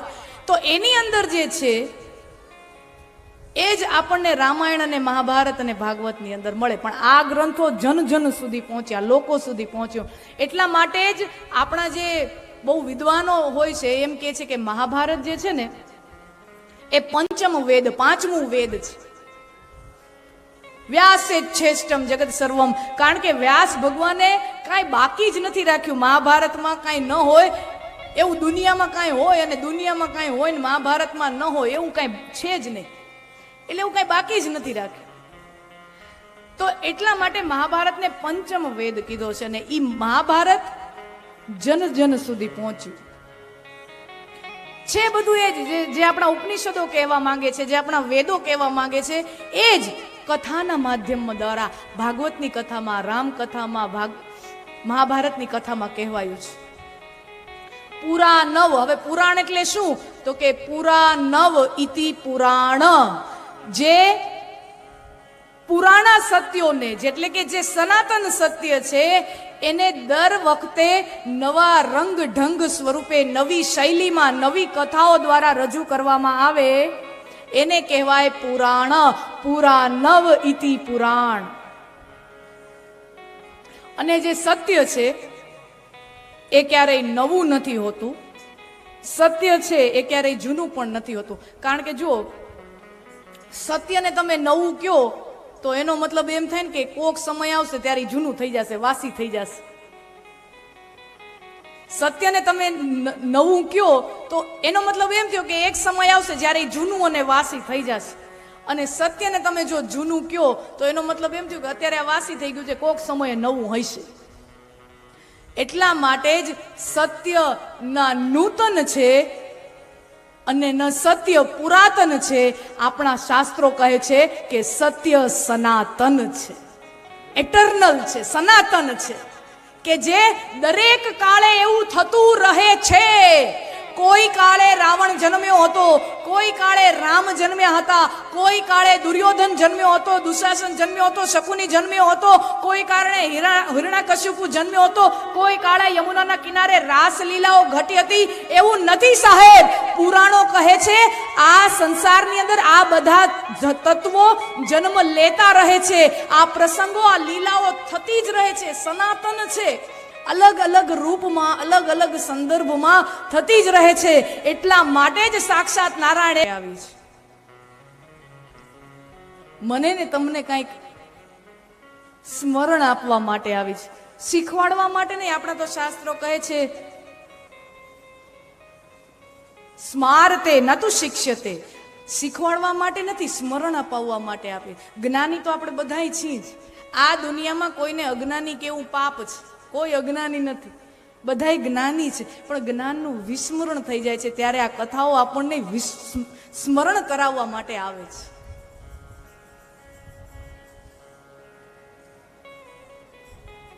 અને ખરેખર કથાઓ જ્યારે ગવાતી હોય, કહેવાતી હોય વક્તાના મુખે, કોઈ પણ વ્યાસપીઠ ઉપર કોઈ પણ મહાજન, કોઈ પણ વક્તા હોય, એવું નથી કે આ કથા છે ખાલી સાંભળવા વાળા શ્રોતાઓ હોય એને જ ઘડે. ના, કથા ગાનારાને પણ કથા ગાતા સમયે આ કથા ઘડતી હોય છે. કથા જ્યારે ગવાતી હોય ત્યારે કથાનો ગાનારો પણ અંદરથી ઘડાતો હોય, અને કથા સંભળાતી હોય એ શ્રોતા પણ અંદરથી ઘડાતો હોય. મને ને તમને ન ખબર પડે. ઘણા એમ કે ઘણી બધી કથાઓ સાંભળી નાખી, કાંઈ ફેર પડતો નથી. ઘણી બધી કથા સાંભળી, આની કથા સાંભળી નાખી, ઓની કથા સાંભળી નાખી, ઓની કથા સાંભળી નાખી. આપણે બધું સાંભળીને નાખી જ નહીં છીએ, રાખી છીએ ક્યાં? નાખી રાખતા નથી. તો ઘણા લોકો એમ કે આટલી બધી કથાઓ સાંભળી, હજી તો અમે એવા ને એવા. કથા સુણી ફૂટ્યા કાન તોય ન આવ્યું અખાને જ્ઞાન. તો ઘણા એમ કે અખાને જ્ઞાન ન આવ્યું અમને, તો એ કે અખાને જ્ઞાન નહીં આવ્યું હોય. કથા સુણી ફૂટ્યા કાન તોય ન આવ્યું અખાને જ્ઞાન. લ્યો, અખો કવિ છે એ તો સમજાતું નથી ઘણા. તો આપણને એમ થાય કે કથાઓ ઘણી બધી સાંભળી, આપણામાં કંઈ ફરક આવતો નથી. મને ને તમને ન લાગે, બહુ સૂક્ષ્મ ફરક આવે. હું ગેરંટી સાથે વ્યાસપીઠ ઉપર બહુ જવાબદારી સાથે, અને આ જગ્યાએ બેઠા હોઈએ ત્યારે ખૂબ જવાબદારી સાથે ગમે તે નિવેદનો આપવાના હોય, અને હું ખૂબ જવાબદારી સાથે આ નિવેદન આપી રહી છું કે 7 દિવસ, એમાં પહેલા દિવસે હું ને તમે જે હોઈએ છીએ એના હું ને તમે 7મા દિવસ પછી નથી હોતા. સૂક્ષ્મ તો સૂક્ષ્મ અંદર પરિવર્તન આવે છે.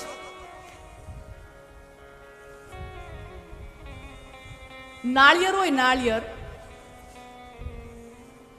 એને તમે એક વખત નાળિયેર ક્યાંક ચડાવવાનું હોય, ફોડવું પડે ને. ઘણા અમને બોલાવે ઉદ્ઘાટનમાં, કે દુકાનનું ઉદ્ઘાટન હોય, ફેક્ટરીના ઉદ્ઘાટન હોય, તો નાળિયેર આપે હાથમાં કે દીદી તમે ઉદ્ઘાટન કરો તો નાળિયેર વધેરો. હવે ત્યારે ને ધક ધક ધક ધક થાય.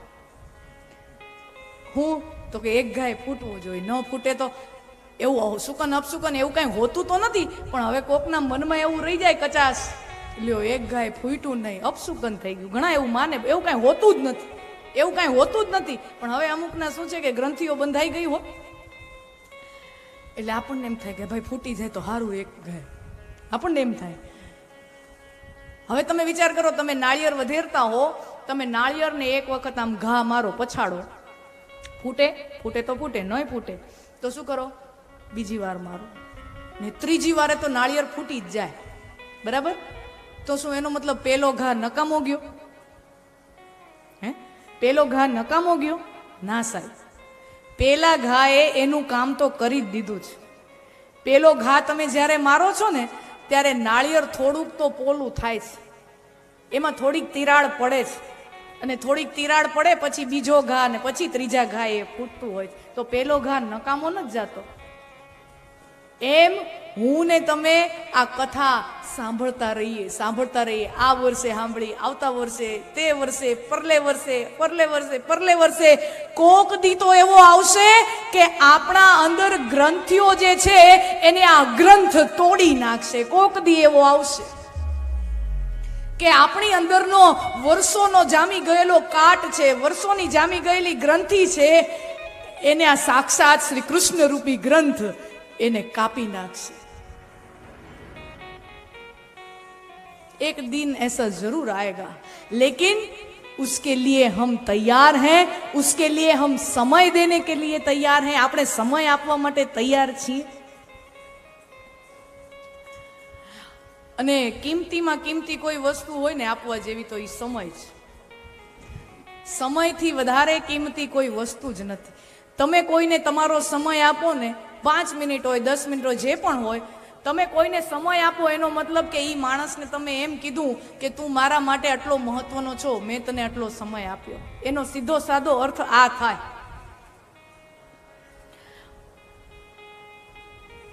પણ થાય છે શું, આખું આખું નીકળી જાય, યુવાની જાય, પ્રૌઢાવસ્થા આવે, વૃદ્ધાવસ્થા આવે, અને પછી છેટ મરવા પડે ને તઈ સમજાય ભાઈ કરવા જેવું હતું એ તો રહી ગયું.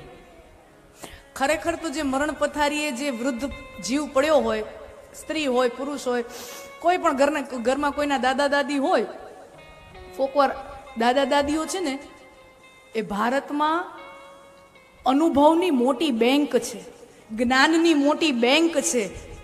થોડીક વાર એની પાસે બેહી ઈ થોડુંક એની પાસે લીધા રાખી ચેક લખીને થોડુંક વટાવતા જાજો સાહેબ. અનુભવની બેંક છે, જ્ઞાનની બેંક છે. એ વૃદ્ધ દાદા દાદી હોય ને, મરણ પથારીએ પડે ત્યારે એની જે મનોદશા હોય, માનસિક સ્થિતિ હોય, અને કોઈ યુવાન કન્યા હોય 24-25 વર્ષની, જેના લગ્ન લેવાતા હોય, જેના લગ્ન થવાના હોય, અને ચોરીએ 4 ફેરા જ્યારે ફરતી હોય ત્યારે બેયના મનમાં એક જેવા જ ભાવ હોય. મરણ પથારીએ પડેલો ઘરડો જીવ અને ચોરીમાં 4 ફેરા ફરી રહેલી 24-25 વર્ષની યુવાન સ્ત્રી, દરેક એ બેયની માનસિક અવસ્થા, એ બેયના મનોભાવ, બેયના વિચારો એક જેવા જ હોય. બેયને એમ થાય મને હજી થોડોક સમય મળે તો કેવું સારું. બેયને એમ થાય મને હજી થોડોક ટાઈમ મળે તો. ઢોલીડા તો એ अब क्या लाडी ચાલો આપણે દેશ રે ઢોલેડા તો દ્રબ ક્યાં કરવા જેવું તો મેં કાંઈ કર્યું નથી. એ યમુના દૂતો ઉભા રહ્યો ઉભા રહ્યો ઉભા રહ્યો. હજી તો હું થોડીક શીખ લઈ લઉં, થોડું જ્ઞાન લઈ લઉં. અને ત્યારે શું આપણા લગ્ન ગીતો કે હવે કેવી શીખ રે લાડી, હવે કેવા બોલ રે. હવે કેવી શીખ ને હવે કેવા બોલ. 25 વર્ષ તું જે ઘરના ફળિયામાં ઉછરીને મોટી થઈશો, તારા વડીલોના સાનિધ્યમાં ઉછરીને એના હાથ નીચે ઉછરીને મોટી થઈશો, ઈ જ માં ને ઈ જ બાપ ને ઈ જ કાકા કાકી ને ઈ જ દાદા દાદીની હારે તું મોટી થઈ. 25 વર્ષમાં તું જે ન શીખી ઈ તું બીજા 25 દિવસમાં હવે તું શું શીખી લેવાની છો?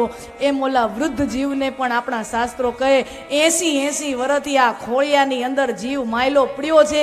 80 વર્ષમાં હજી તું શીખ્યો નહીં તો વધારાના 80 દી ભગવાન તને આપે તો હવે 80 દીમાં બીજું તું શું નવું શીખી લેવાનું છે? હવે કેવી શીખ રે લાડી, હવે કેવા બોલ. એટલે જ શરીરમાં તાકાત હોય, આપણી ઇન્દ્રિયો આપણા મન પ્રમાણે કરે, શરીરમાં રસકસ હોય, યુવાની હોય, ત્યારથી આ યાત્રા શરૂ થાય. તો કોક એક અવસ્થા આવે કે જ્યારે આ યાત્રાનો મુકામ થાય. બાકી એમ થાય કે 50-60 વર્ષે ચાલુ કરીશું. ઘણા એમ કે ઘણા મોઢું મોટું હવે કથાઓ કઈ અત્યારે સાંભળાતી આવી છે, હજી તો વાળ ધોળાય નથી થયા. ધોળા થાય તેથી જાશું, પણ હવે તો ધોળા થતા જ નથી. તમે રંગી નાખો પીછાથી, ધોળા થાય જ ક્યાં? એ વરના હોય એ પીછડા જ મારતા, ધોળા થતા જ નથી. પછી તો અહીંયા મોઢામાં ફર્નિચર મેં સમજતા હે ને, હે ફર્નિચર મેં સમજ પડતા હે. પછી તો મોઢામાં ફર્નિચર રે નહીં, દાંત હોય નહીં. હવે જો વિચાર કરો, દાંત બોલવા માટે મોઢામાં દાંત જોઈ. દાંત બોલવા માટે, દાંત શબ્દ બોલવા માટે મોઢામાં દાંત જોઈએ. જીભને દાંતને અડાડ્યા વગર દાંત બોલો જોઈ. બોલો બોલો, આ દાંત ન બોલાય. દાંત બોલવા માટે દાંત જોઈ. જીભને દાંતને અડાડ્યા વગર તમે દ ન બોલી શકો. સંસ્કૃત વ્યાકરણ છે, આખું વિજ્ઞાન છે. ચલો એમાં નથી પડતા, પણ કહેવાનો મતલબ ઈ કે મોઢામાં કઈ ફર્નિચર ન હોય ને પછી કૃષ્ણ કૃષ્ણ બોલાય નહીં, કરફન કરફન બોલાય. હા, એટલે જ્યાં સુધી મારું મન કે એમ આપણું શરીર ચાલતું હોય, મારું ને તમારું, જ્યાં સુધી આ શરીરના અંદર રસકસ છે, ઉર્જા છે, ત્યારે જે થાય એ થાય. બાકી તો હવે પછી ભાગ્ય. હા, ને ઈ ભાગ્ય પછી 80 વર્ષ સુધી ખુલતા નથી. બધા એના અનુભવો છે. હવે કેવી શીખ રે લાડી, હવે કેવા બોલ. તો આ ભાગવત કથા મને ને તમને સંદેશ આપે છે. વિચાર કરો, આ કથા એકની એક છે. હા, જે પણ કથાઓ સાંભળો ને એકની એક કથા હોય. રામ છે શિવ ધનુષ તોડે, પછી રામ ને સીતાના લગ્ન થાય, પછી સીતાનું હરણ થાય, હે બરાબર ને. સીતાનું હરણ રાવણ જ કરે, બીજો કોઈ ન કરે. અને પાછી આપણને એ ખબર છે કે સીતાજી પાછા આઈ લાવવાના છે. કાંઈ નથી ખબર એવું છે. તોય લોકડાઉનમાં માણાએ રામાયણ જોઈને ચોધાર આંસુએ રોતા હતા ટીવીની સામે. શું કામ? શું કામ? કાંઈ નવું જોયું તમે? ઓલો અરવિંદ ગોહિલ ડાયલોગ બોલે ને એ પેલા તો આપણે બોલી જાય, એટલા ગોખાયેલા છે. કાંઈ નવું નથી, પણ છતાં ગમે છે. શું કામ? કોક વાર વિચાર તો કરજો કે એવું શું છે આમાં, કે ખબર બધી છે તોય શું કામ ગમે છે? કારણ કે આ કથાઓ મને ને તમને રોજ એક નવો સંદેશો આપે છે.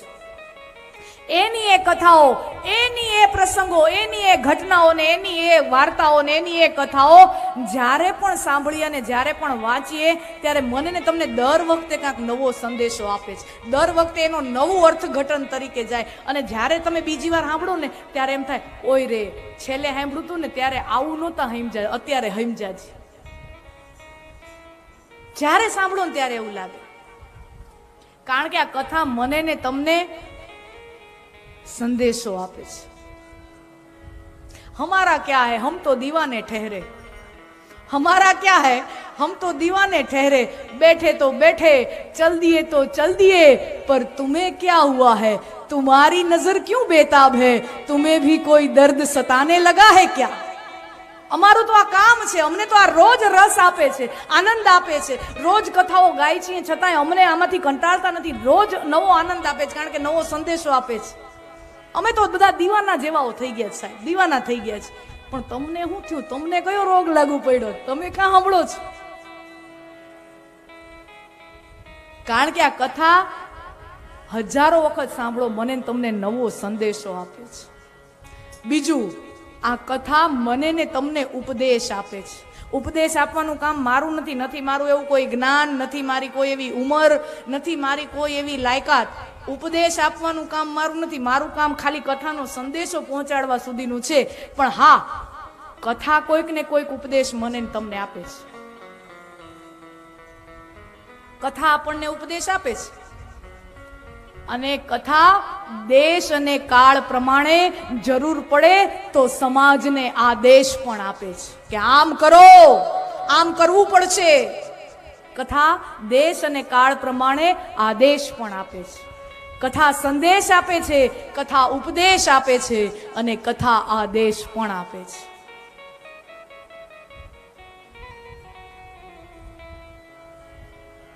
યશ્રામ વેશ્રુએ માણાયામ કૃષ્ણે પરમ પુરુષે ભક્તિરુત્પદ્યતે પુંસઃ શોક મોહ ભયાપહા. ભાગવતની કથા કેવી છે? ભાગવતના મહાત્મયમાં કહેવાયું છે કે શોક, મોહ અને ભયને નાશ કરનારી આ કથા છે. હવે વિચાર કરો, આપણને જોઈએ છે આનંદ, પણ આનંદ આપણને મળતો નથી. આપણને બધાને જોઈએ છે આનંદ, પણ આનંદ મળતો નથી. શું કામ? કારણ કે આપણા જીવનમાં શોક છે. એટલે આપણને જોઈએ છે સુખ, પણ સુખનો અનુભવ થતો નથી. કારણ કે જીવનમાં મોહ છે. એટલે અને જીવનમાં આપણને જોઈએ છે શાંતિ, પણ શાંતિ મળતી નથી. શું કામ? કારણ કે ભય છે. એટલે તો શોકને કારણે આનંદ નથી અનુભવાતો, મોહને કારણે સુખનો અનુભવ નથી થતો, અને ભયને કારણે શાંતિનો અનુભવ નથી થતો. શોક ભૂતકાળ સાથે સંબંધિત છે. શોકનો સંબંધ ભૂતકાળની ઘટનાઓ સાથે. ભૂતકાળમાં કાંઈક બનાવ બન્યો હોય ને એનો તમને શોક હોય, એનો દુઃખ હોય. દુઃખ કઈ વાતનું હોય? ભૂતકાળમાં કાંઈક ઘટના બની હોય એનું હોય. તો શોક ભૂતકાળ સાથે સંબંધિત છે. મોહ જે છે એ વર્તમાન સાથે સંબંધિત છે. મોહનો સંબંધ વર્તમાન સાથે છે, અને ભયનો સંબંધ ભવિષ્ય સાથે છે. ભયનો સંબંધ ભવિષ્ય સાથે છે. ભૂતકાળમાં કોઈક એવી ઘટના બની હોય, ઘટના તો એકવાર બની હોય, દુઃખ એક વખત આવ્યું હોય, અને વારંવાર આપણા મનમાં એ આપણે વાગોળીને દુઃખી થયા રાખી. તમે જોજો, પ્રામાણિકતાથી વિચાર કરજો. કોક આપણું અપમાન કરે ને, કોક આપણને એક જ વાર અપમાન કરે, આપણને કોકે ગાળ દીધી, માનો કે અપમાન કર્યું, તો એને તો એક જ વાર અપમાન કર્યું, એ તો કરીને હાલતો થઈ ગયો. પછી અપમાનનું મગજમાં રિવાઇન્ડ કરીને હું ને તમે વારંવાર દુઃખી થઈએ છીએ. કરવા વાળો તો કરીને જતોય રહ્યો, એ તો નફટ છે, એને તો મનમાંય નથી, એ તો ભૂલી ગયો હોય, એને કઈ પડીએ ન હોય. પણ આપણે એના ઈ શબ્દો ને એના ઈ અપમાનને મનમાં વાગોળિયા કરીને દુઃખી થયા રાખે. આ બધાના જીવનમાં થાય, મારા તમારા બધાના જીવનમાં થાય. આ ઓના જેવું છે કે સાહેબમાં માસ્તર જ બેટા છે, એટલે ખબર ગામડાઓના જે માસ્તર હોય ને તો ઢીબતા બહુ. હા, ઢીબતા બહુ. હવે તો મારવાની વાત તો દૂર રહી, લાફો બતાવાતોય નથી. એ બધી સોટી વાગે, છમછમ ને વિધિ આવે, ધમધમ ને એ બધું. હવે કઈ સોટી નથી વાગતી. મા બાપુ કમ્પ્લેન કરવા વયા જાય, માયરો શું કામ? બરાબર, સ્કૂલનું સંચાલન કરો છો, તમને બધાને ખબર હશે. પણ જૂના જમાનાના જે માસ્તરો હોય ને બધા મારતા બહુ, બાપ રે બાપ, બહુ મારતા. તો છોકરાઓ સ્કૂલમાં તોફાન કરે, બે છોકરા બાંધ્યા હોય તો માસ્તર બેયને ઢીબે. પછી ઓલો છોકરો રોતો રોતો ઘરે આવે અને ઘરે બાપુજીને કહે કે ભાઈ આમ થયું તું તો માસ્ટરે મને ઢીબો. તો પછી બાપુજીને એમ થાય ને કે ઘરનો માસ્તર તો હું છું, ઓલો તો સ્કૂલનો માસ્તર છે, ઘરનો માસ્તર તો હું છું, મારે થોડોક ફાળો દેવો જોઈએ ને. તો ઓલો રોતો હોય તો બે વળી બાપુજી ઠપકારે, બાપુજી વળી બે ઠપકારે. પછી છોકરો રોતો રોતો જઈને માના ખોળામાં જઈને બેસી જાય. અને પછી માં, વિચાર કરો, માં અભણ છે, કોઈ યુનિવર્સિટીના પગથિયે ગઈ નથી, કોઈ મનોવિજ્ઞાન ભણી નથી, સાયકોલોજીની એની પાસે કોઈ ડિગ્રી નથી, પણ માં કેવી રીતે સરસ રીતે છોકરાને હાચવી લે. રોતું હોય છોકરું, એને કહેવાય બેટા, એને કેમ સંભાળે, એના માથામાં આમ હાથ પહેરે કે બેટા આપણે આવું ન કરાય. પણ મમ્મી ઈ છે ને, ઈ મને સ્કૂલમાં અમે રમતા હતા ને એને મને ગાળ દીધી. તો બેટા ઈ બોલે તો આપણે સામેથી એવું ન બોલાય, આપણે ગાળો ન બોલ. મમ્મી હું બોલ્યો નથી, પણ મારો હાથ તો છાનો નો રે ને, ઈ બોલ્યો એટલે મેં. બેટા એવું ન કરાય. પછી જો માં શું કિમિયા કરે, આ મેં સાંભળેલું છે, આ સત્ય ઘટનાઓ બધી સાંભળેલી છે. પછી માં શું કિમિયો કરે, એમ કે બેટા જો છનો રે જો. પછી બીજા દિવસે છોકરું સ્કૂલે જાય ને તો પછી માં છે ને રમતમાં મીણબત્તીમાંથી મીણ લે અને એ શર્ટના બટનમાં આમ લગાવે અને કે જો બેટા મેં આ મીણ લગાવી દીધું ને, હવે તને કોક આમ ખરાબ બોલે ને, તારી યાર ખરાબ વર્તન કરે ને, તો તું એને આમ બટન બતાવી દેજે, ઈ ગાળ તને નહીં લાગે, ઈ સામે વાળાને હામી લાગશે, તને નહીં લાગે.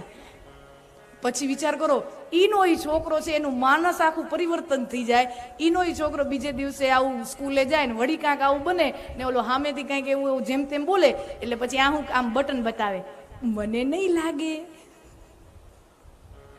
વિચાર કરો, ઈના ઈ શબ્દો છે, ઈનું ઈ અપમાન છે, ઈના ઈ ગાળો છે, પણ હવે આનું મન બદલી ગયું એટલે એને અપમાન જેવું લાગતું નથી. શું કે હવે મને નહીં લાગે. એમ આને આ કથાઓ ભાગવતમાં જે વૈષ્ણવો જે છે ને, વૈષ્ણવો પુષ્ટિ સંપ્રદાયની અંદર ભગવાનનો જે શ્રૃંગાર કરે ને એમાં મીણનો ઉપયોગ બહુ કરે. એ મીણનો ઉપયોગ બહુ કરે અને મીણને પુષ્ટિ સંપ્રદાયમાં કહેવાય લગાવ કે. એટલે આ કૃષ્ણ રૂપી મીણ, એની સાથે જેને લગાવ હોય, કૃષ્ણ સાથે જેને લગાવ હોય, કૃષ્ણ સાથે જેને સંબંધ હોય, એને દુનિયાના કોઈ અપમાન, કોઈ ગેરવર્તન, કોઈ ગાળો એને અસર કરતી નથી. એ સદાય નિત્ય આનંદમાં રહે છે, સદાય નિત્ય આનંદમાં રહે છે. રામ રટણ સાંજ સવારે, બીક પછી કોની અમારે. જેને રામનું નામ લીધું એને પછી આ દુનિયાના પ્રપંચો, દુનિયાના ગેરવર્તણૂક એને પછી અસર ન કરે. હરિરસ પીધો જેને, એને આ બધું અસર ન કરે. આ મીણ છે, આ લગાવ છે. તો આ કથા શોકનો નાશ કરે છે, દુઃખનો નાશ કરે છે અને આનંદ આપે છે. આ કથા મોહનો નાશ કરે છે. કથાઓમાં જોઈએ તો તમે જુઓ, રામાયણની અંદર રાવણ છે એ મોહનું અને અહંકારનું પ્રતીક છે, અને મહાભારતમાં ધૃતરાષ્ટ્ર છે એ મોહનું પ્રતીક છે. આપણે મહાભારતની કથામાં દુર્યોધનોને એમ કહી ને દુશાસનને એમ કહી કે આવા ખરાબ લોકો, પણ સાચો ખરાબમાં ખરાબ માણસ તો દુર્યોધન ને દુશાસન નતો, એનો બાપ ધૃતરાષ્ટ્ર હતો. ધૃતરાષ્ટ્ર જેટલું ખરાબ મહાભારતની આખી કથામાં બીજું કોઈ નથી. શકુનીએ નહીં, કારણ કે શકુની દુર્યોધન ને દુશાસન જેવા હતા ને એવા દેખાતા હતા, એનામાં દંભ નહોતો, એ જેવા હતા ને એવા દેખાતા હતા. પણ આ ધૃતરાષ્ટ્ર છે ને દેખાય અલગ ને છે અલગ. કથા જાણી છે ને, ઓલા ભીમસેન ને આમ ભેટવા માટેના બહાને એને તો આમ પીલી નાખવો તો ભીમને, જેમ શેરડીને ઓલા ચીચોડામાં નાખો ને કેમ પીલાઈ જાય.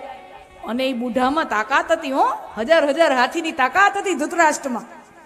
ભીમસેન જેવા મહાબલી નહીં જોઈ આમ કચડે તો ઓલો શેરડીના રસમાં હંચામાં જેમ શેરડી પીલાઈ જાય ને એમ ભીમસેન આખે આખો પીલાઈ જાય, એવી તાકાત હતી ધૃતરાષ્ટ્રમાં. એ દેખાડે છે કે હું તારો પિતા તુલ્ય છું, પણ અંદરથી તો વેરની ભાવના વાળો છે, ખરાબ માણસ. તો આ કથા મોહને મારે છે. કૃષ્ણ કથા મોહને, એવા પ્રસંગો આવશે. એક એક પ્રસંગે આપણને કહેવા માંડશે કે આ પ્રસંગે શોકનો નાશ થાય એવો સંદેશો છે, આ પ્રસંગે મોહનો નાશ થાય એવો સંદેશો છે, અને આ પ્રસંગે ભયનો નાશ થાય એવો સંદેશો છે.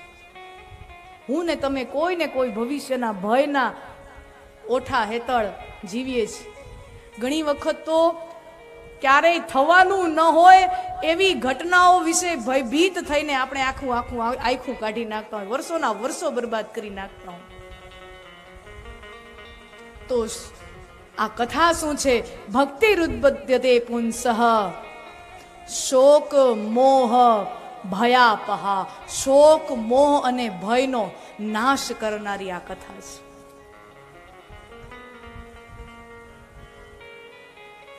ભાગવત કથાના મહાત્મયની અંદર આપણે પ્રવેશ કરીએ એ પહેલા 2 મિનિટ નામ સંકીર્તન અને પછી આગળની કથા આપણે તમને ઊભી કરું. પછી મારે તમને ચૂપ રખાવવો પડે એવું નહીં કરવાનું. આપણે છે ને ડાયા વિદ્યાર્થીઓ થવાનું. હે, સ્કૂલમાં સાહેબ થોડોક મજા કરવાનો રિસેસનો ટાઈમ આપે તો પછી જ્યારે પીરિયડ પાછો ચાલુ થાય ત્યારે ભણવામાં પાછું મન લગાવી દેવાનું હોય. એટલે પાછા જ શાંતિથી પ્રેમથી જેમ આપણે કથા, નહીં તો પછી મારે કીર્તનો ટૂંકાવવા પડશે સાહેબ. હા, પછી તમને ચૂપ રખાવવા મારે બીજી 15 મિનિટ જાય. આરામથી આપણે ભાવથી કથા સાંભળવાની છે. તો 12 સ્કંદમાં આ કથા ગવાય છે. 12 સ્કંદ, 18,000 શ્લોક, 6.25 લાખ અક્ષરો, 6.25 લાખ અક્ષરો, 335 અધ્યાય. ગીતાજીમાં 700 શ્લોકો છે. ગીતાજીમાં 700 શ્લોકો છે, તોય આપણને ગીતાજી એવડો મોટો ગ્રંથ લાગે. ખરેખર તો ટચુકડો ગ્રંથ છે.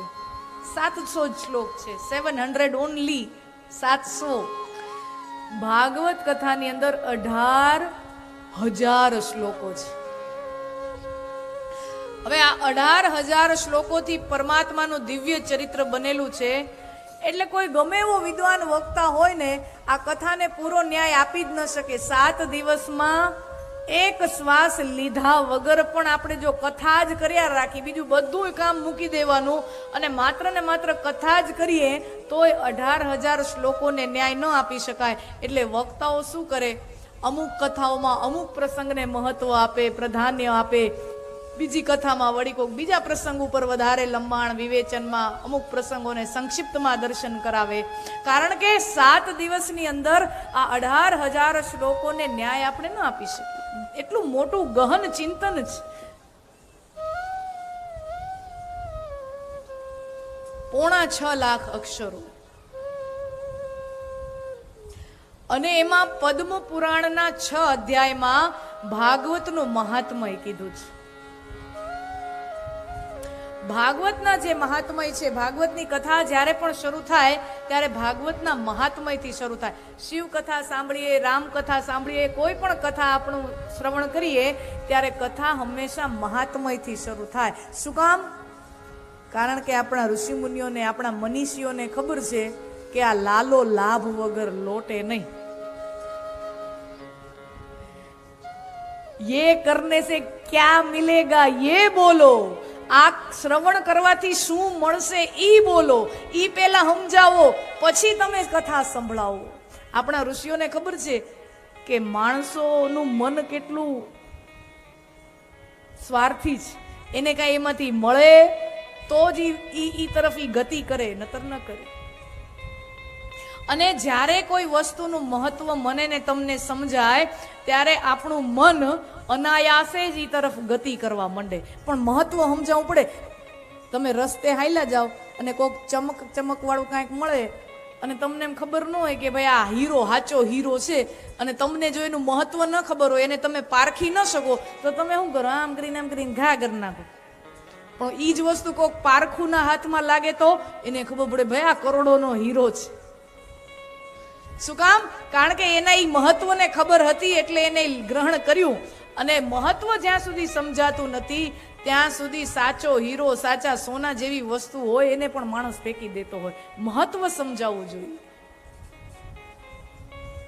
તો આ ભાગવતની કથા શું છે? પદ્મ પુરાણના પહેલા 6 અધ્યાયમાં ભાગવતનું મહાત્મય કીધું છે.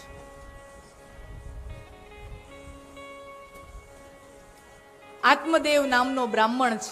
હવે આપણે ભાગવતની અંદર જઈએ છીએ ધીમે ધીમે. આત્મદેવ નામનો પવિત્ર બ્રાહ્મણ છે. સંપત્તિવાન છે, કર્મકાંડ કરે, સંધ્યા કરે અને કર્મકાંડથી આર્થિક ઉપાર્જન કરે અને સંપત્તિવાન બ્રાહ્મણ છે. એને જીવનમાં બધાય પ્રકારનું સુખ, માત્ર એક જ દુઃખ, એની પત્ની જે ધૂંધુલી છે એ ખરાબ સ્વભાવની છે, કર્કશા સ્વભાવ વાળી છે, ખરાબ સ્વભાવની છે. અમારા ભાઈઓ કે છે એ ભાઈ અમને આ દુઃખ છે. કોક જીવનમાં બધુંય સુખ હોય અને પાત્ર કોક નબળું ભટકાઈ જાય પછી કેવા દી થાય. ગાડી હોય, બંગલા હોય, નોકર ચાકર હોય, ખેતી હોય, બધું હોય, પણ આવડું આ પાત્ર, જીવનમાં બધું સુખ હોય પણ બે પાત્રો સરસ મજાના સારા મેળવાળા સ્વભાવના ન હોય. એ બધાને ખબર હોય કેટલા ડખા હોય એમાં. હવે એના વર્ણનોની તો જરૂર નથી, બધા જીવીએ જ છીએ. હે, સમાજમાં જોતા જ આવીએ છીએ, આપણા ઘરે નહીં તો કોકના ઘરે. અને સાચું કહું ને તો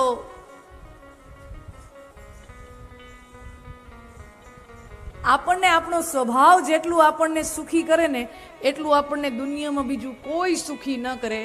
અને આપણને આપણો સ્વભાવ જેટલું આપણને દુખી કરે એટલું દુનિયામાં આપણને બીજું કોઈ દુઃખ આપી જ ન શકે. સુખ અને દુઃખ આપણા પોતાના સ્વભાવની નીપજ છે. કોઈ એમ કહે કે મને કોક સુખી કરી ગયું કે કોક મને દુઃખી કરી ગયું, એ વાતમાં માલ જ નહીં ને. સુખ અને દુઃખ મારા ને તમારા સ્વભાવની નીપજ છે. અને આ સ્વભાવને સુધારવો ને અઘરામાં અઘરી સાધના છે. સ્વભાવને સુધારવો એ અઘરામાં અઘરી સાધના છે. કોઈ દી તમે એમ સાંભળ્યું કે કોઈ બેન પાસે તમે એવું સાંભળ્યું કે ભાઈ મારા સાસુ 4 ધામની યાત્રાએ જી આવ્યા ને તો સ્વભાવ બહુ સારો થઈ ગયો? હે, ક્યાંય સાંભળ્યું તમે? ગમે એટલા ધામો કરી આવો ને, ગમે સ્વભાવ સુધારો બહુ અઘરી સાધના છે. તમે દુનિયામાં બધું બગાડેલું સુધારી શકો, આખા ગામને શહેરના શહેર સુધારી શકો, પણ આપણે હું ને તમે આપણો સ્વભાવ ન સુધારી શકીએ. અને આ જેટલી કથાઓ ગવાય, શિવ કથા, રામ કથા, કૃષ્ણ કથા, જેટલી પણ કથાઓ છે, હું ને તમે વિદ્વાન થઈ જઈએ, હું ને તમે પંડિત થઈ જઈએ, હું ને તમે શ્લોક પટપટ બોલતા થઈ જઈએ એના માટે નથી. આ જેટલી પણ કથાઓ છે એ મારું ને તમારું મન સુધરે, મારો ને તમારો સ્વભાવ સુધરે એના માટે આ બધી કથાઓ લખાઈ છે ને ગવાય છે. મારો ને તમારો સ્વભાવ સુધરે, વિદ્વતા માટે નથી, શાંતિ માટે છે.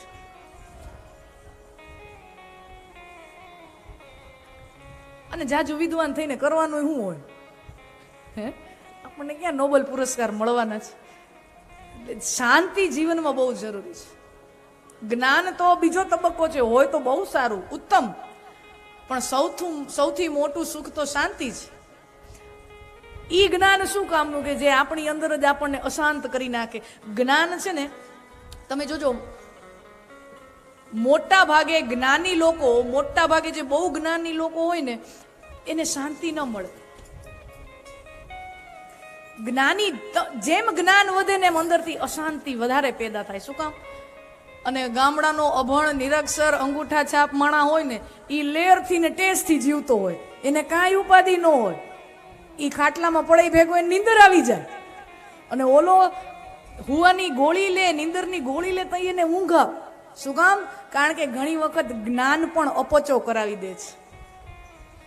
જેમ ખાઈએ, ખોરાક ખાઈએ ને અપચો થાય તો વાયુ થાય ને, વાયુ થાય એટલે પછી દુખાવો થાય.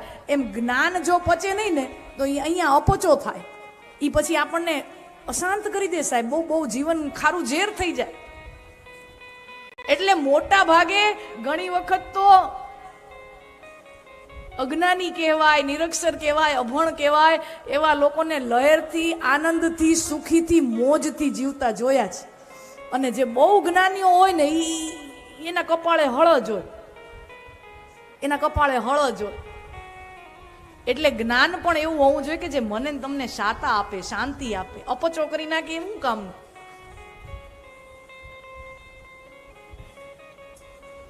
તો આ કથાઓ મારા ને તમારા મનના શાંતિ માટે, સ્વભાવને સુધારવા માટેની કથા છે. અને સ્વભાવ બહુ અઘરી વસ્તુ છે. ઉતરેના હાથીથી ચિત્રમાં મહાવત, જોબન શીશ ચડ્યો ઈ ચડ્યો. ઉતરેના હાથીથી ચિત્રમાં મહાવત, જોબન શીશ ચડ્યો ઈ ચડ્યો. મરડાય નહીં મૃતિકા ઘટકો, કુંભકારે ઘાટ ઘડ્યો ઈ ઘડ્યો. બદલે નહીં બીટ બિલોર તણો, એને જન્મજાત રંગ ચડ્યો ઈ ચડ્યો. એમ કવિ દિન સુધી દલપત કહે, જેનો જાતિ સ્વભાવ પડ્યો ઈ પડ્યો. જેનો જાતિ સ્વભાવ પડ્યો ઈ પડ્યો. પછી ઘણા નથી કહેતા કે હવે તો આ સ્વભાવ છે એ લાકડા ભેગો જાહે. હે, આપણે એમ કહેતા હોય કે હવે આ લાકડા ભેગું બળશે, બાકી હવે આમાં કઈ સુધારો થાય એમ નથી. શું કામ? દરેક જીવ એક સ્વભાવને લઈને જન્મે છે.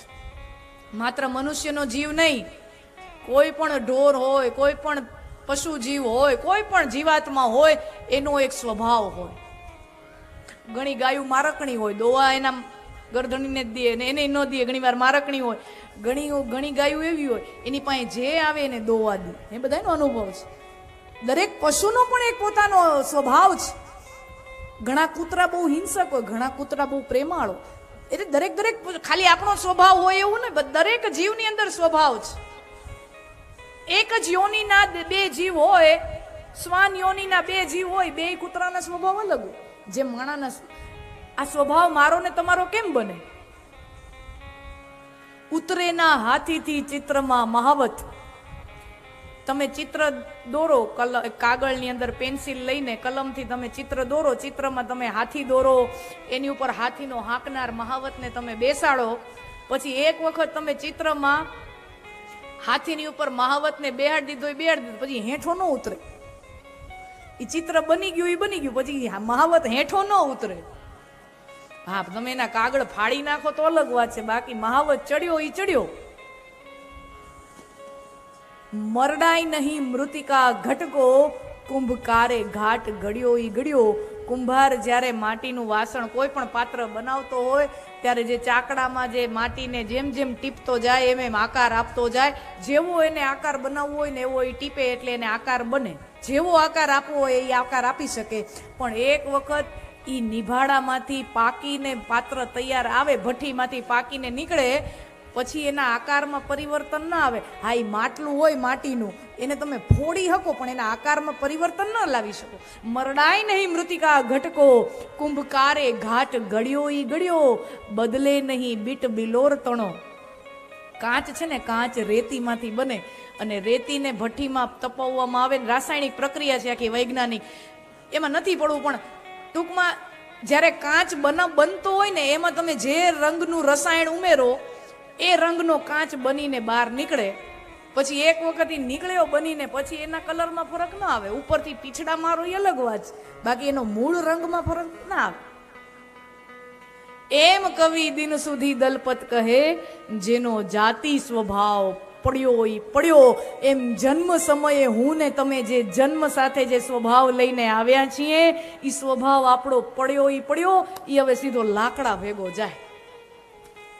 બહુ અઘરી, બદલી શકાય પણ એના માટે બહુ અઘરી સાધના છે. સ્વભાવ કેવી રીતે બને? હું ને તમે આ શરીર મળ્યું છે, તો આ શરીરમાં હું ને તમે કાંઈક ને કાંઈક કર્મો કરશું. અમુક સારા કર્મો કરશું, અમુક ખરાબ કર્મો કરશું. એમ કર્મો કરતા કરતા આપણું આવરધા પૂરી થાય, આપણો સમય પૂરો થાય, આપણે ધામમાં વયા જાય, તો શરીર તો અહીંયા જ પડ્યું રહે. શરીરને અંતિમ સંસ્કાર થઈ જાય, અગ્નિદાહ દેવાઈ જાય, એ તો શરીર તો નષ્ટ થઈ ગયું. મિટ્ટી કા થા મિટ્ટી મેં મિલ ગયા. તો શરીરનો નાશ છે, આત્મા તો અમર છે એવું આપણા શાસ્ત્રો કહે છે. આત્મા મરતી નથી, શરીર તો અહીંયાનું અહીંયા પડ્યું રહે, પણ આત્મા એની સાથે મન, બુદ્ધિ, ચિત્ત, અહંકાર, અંતર ચતુષ્ટય એની સાથે ભળી, એની સાથે આત્મા સાથે વીંટળાઈ, અને પછી જ્યારે આત્મા બીજું ખોયડું ધારણ કરે, બીજી યોનિમાં બીજું કોઈ શરીર ધારણ કરે, વળી એમાં કાંઈક કર્મો કરે, વળી એમાં કર્મોની છાપ લઈ અને એ આત્મા વળી ત્રીજો જીવ લે. એમ હજારો હજારો જીવ શરીરો બદલીને મેં ને તમે જે સ્વભાવ કમાણો છે, મેં ને તમે જે સ્વભાવ બનાવ્યો છે, એ કાંઈ નાની અમથી વાતમાં, નાના અમથા વસ્તુથી સ્વભાવ બદલે નહીં. સ્વભાવને બદલવો બહુ અઘરી સાધના છે.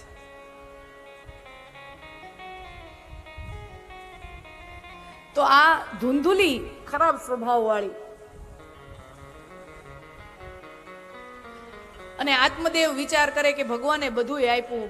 એક પત્ની આવી અને કોઈ સંતાન ન મળે, કદાચ એ સંતાન કોક હોત તો એના આશરે જીવન નીકળી જાત. ઘણી વખત એવું હોય, પતિ પત્નીને એકબીજામાં ન જામતું હોય, પણ સંતાનો થઈ જાય ને પછી સંતાનોના આશરે જીવન નીકળી જાય. પતિ પત્નીને બેયમાં મેળ ન હોય, પણ છોકરાઓ થઈ જાય ઘરે, તો પછી છોકરાઓને મોટા કરવામાં, એને ભણાવવામાં, એને પરણાવવામાં સમય ક્યાં વયો જાય ને ખબર ન પડે. એ પતિ પત્નીના ઝઘડા ભૂલાઈ જાય. પણ આત્મદેવને કોઈ સંતાન પણ નહીં અને પત્ની આવી ખરાબ, એટલે વિચાર કરે કે હું વનમાં જાઉં, તપસ્યા કરું, પરમાત્મા પ્રસન્ન થાય તો પરમાત્મા પાસે સંતાનની માંગણી કરું. વનમાં જાય છે, તપસ્યા કરે છે, ખૂબ ઘોર તપસ્યા કરી, પરમાત્મા દર્શન દેતા નથી. એટલે આત્મદેવને થયું કે આ નસીબમાં હવે સંતાન નથી લખ્યું, આ નસીબમાં હવે કોઈ સુખ નથી લખ્યું. સંતાન ન હોય તો એના કરતા તો હવે મરી જવું સારું. હવે કારણ કે હવે બીજું કઈ જીવવા જેવું આમાં કઈ જીવનમાં રસકસ રહ્યો નથી, આના કરતા તો મરી જવું સારું. નહીં દુજાણા, નહીં દીકરા, નહીં ઘૂંઘટ વાળી ઘેર, ભેદું કવિ મેકરણ કહે એનું તો જીવતર કારું ઝેર. નહીં દુજાણા, નહીં દીકરા, નહીં ઘૂંઘટ વાળી ઘેર. જેના ઘરે દુજાણા ન હોય, જેના ઘરે દીકરા ન હોય, જેના ઘરે ઘૂંઘટ વાળી ન હોય, એ તો એનું જીવન. હવે દીકરા એટલે તમે દીકરો એમ ન ગણતા, સંતાનની અંદર બધું આવી ગયું. હા, પછી એમાં તમે કઈ વર્ગીકરણ ન કરતા.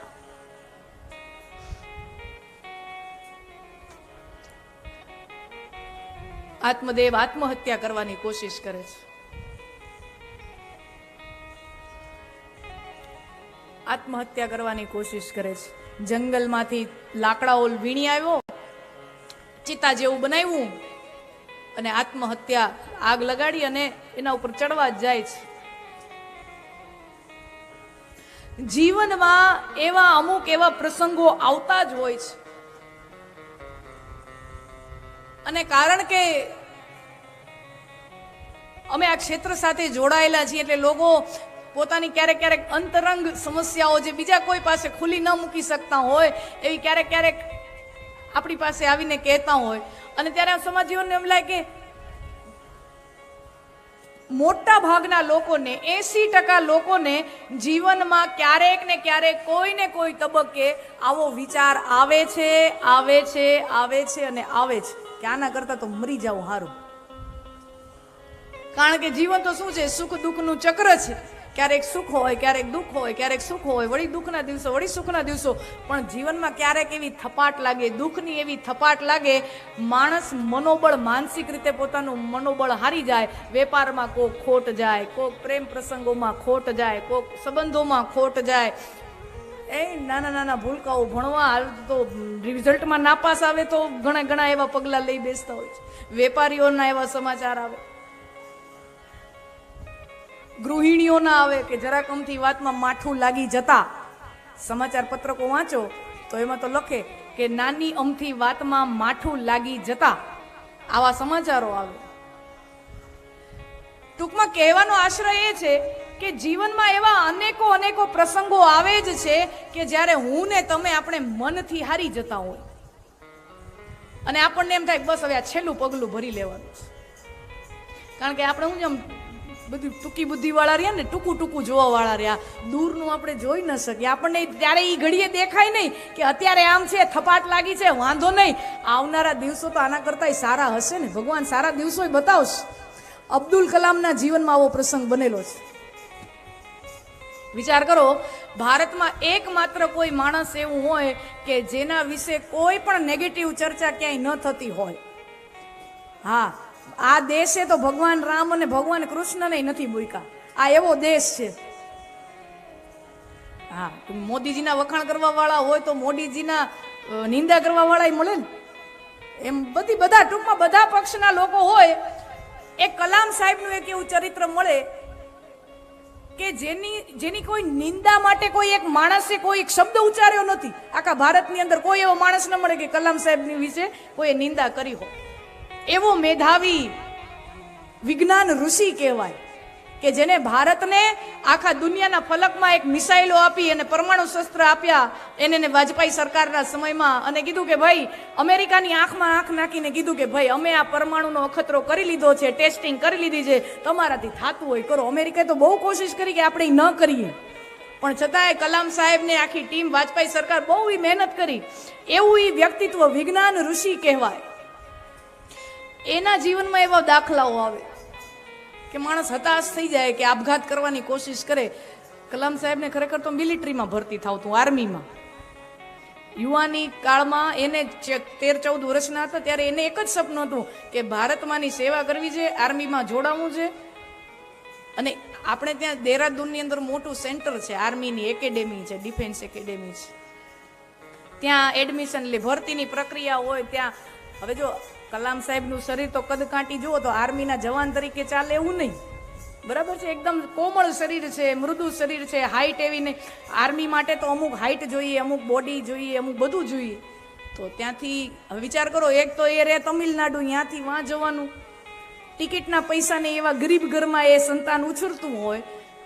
બેન સાસરે ગઈ છે અને સાસરે ગયેલી બેન પાસેથી એ 13-14 વર્ષના ભારતના છોકરાએ એની બેને કીધું કે મારો આ નાકનો દાણો છે ને એ તું વેચી આવ, જે 200-500 રૂપિયા આવે, ટિકિટનો મેળ પડી જાય, તું અહીંયા પહોંચી જા.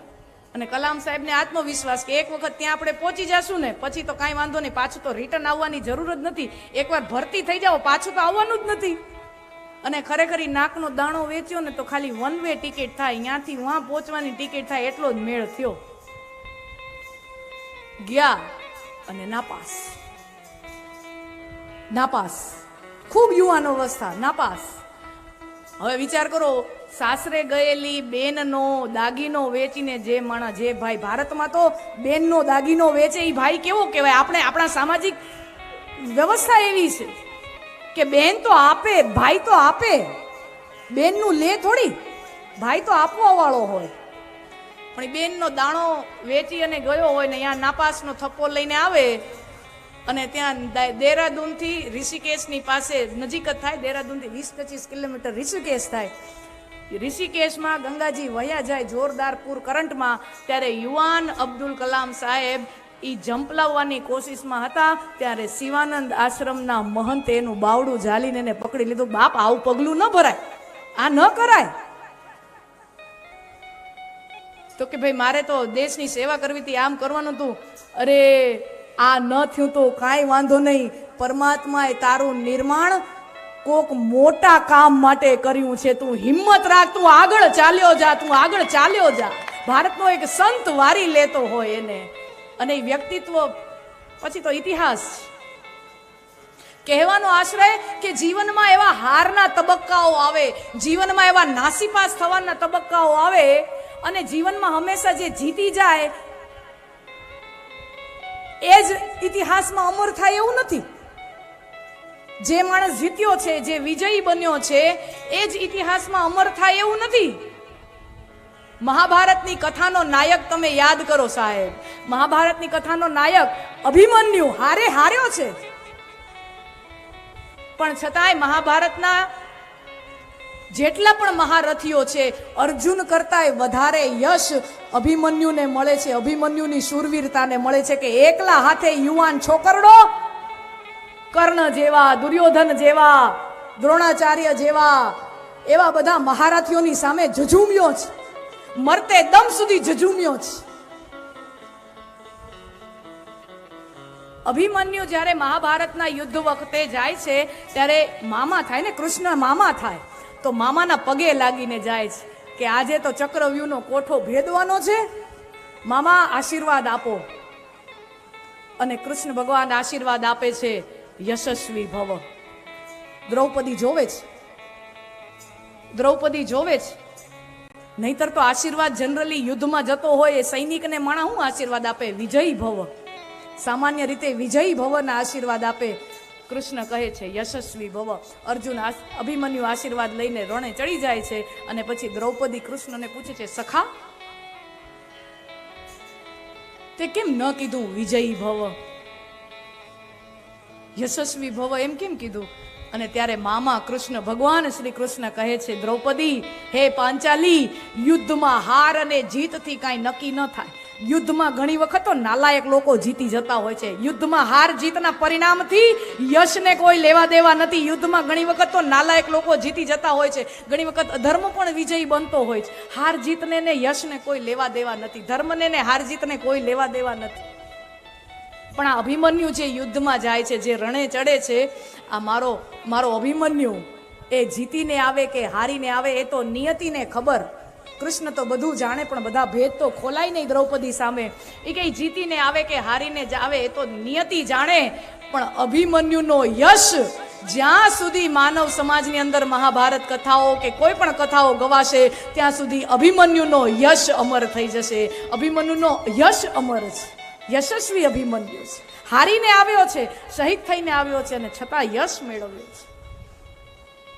એટલે જીવનમાં હંમેશા સારું થાય, આપણા મન પ્રમાણે થાય, આપણે જેમ ધાર્યું છે એ રીતે થાય, આપણને જીત મળે, સુખ મળે.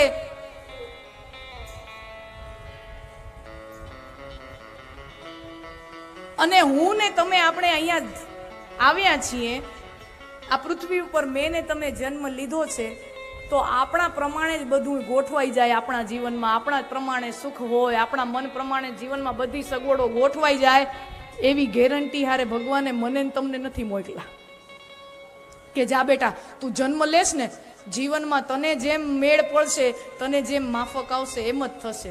એવા ગેરંટી વોરંટી ને સર્ટિફિકેટ સાથે ભગવાને મને તમને નથી મોકલ્યા. કોઈ ગેરંટી વોરંટી સર્ટિફિકેટ નથી કે બેટા તને માફક આવે એમ જ દુનિયા તારી હારે રહેશે. ના, દુનિયા તો જેમ છે એમ ચડતી આવે, પડતી આવે.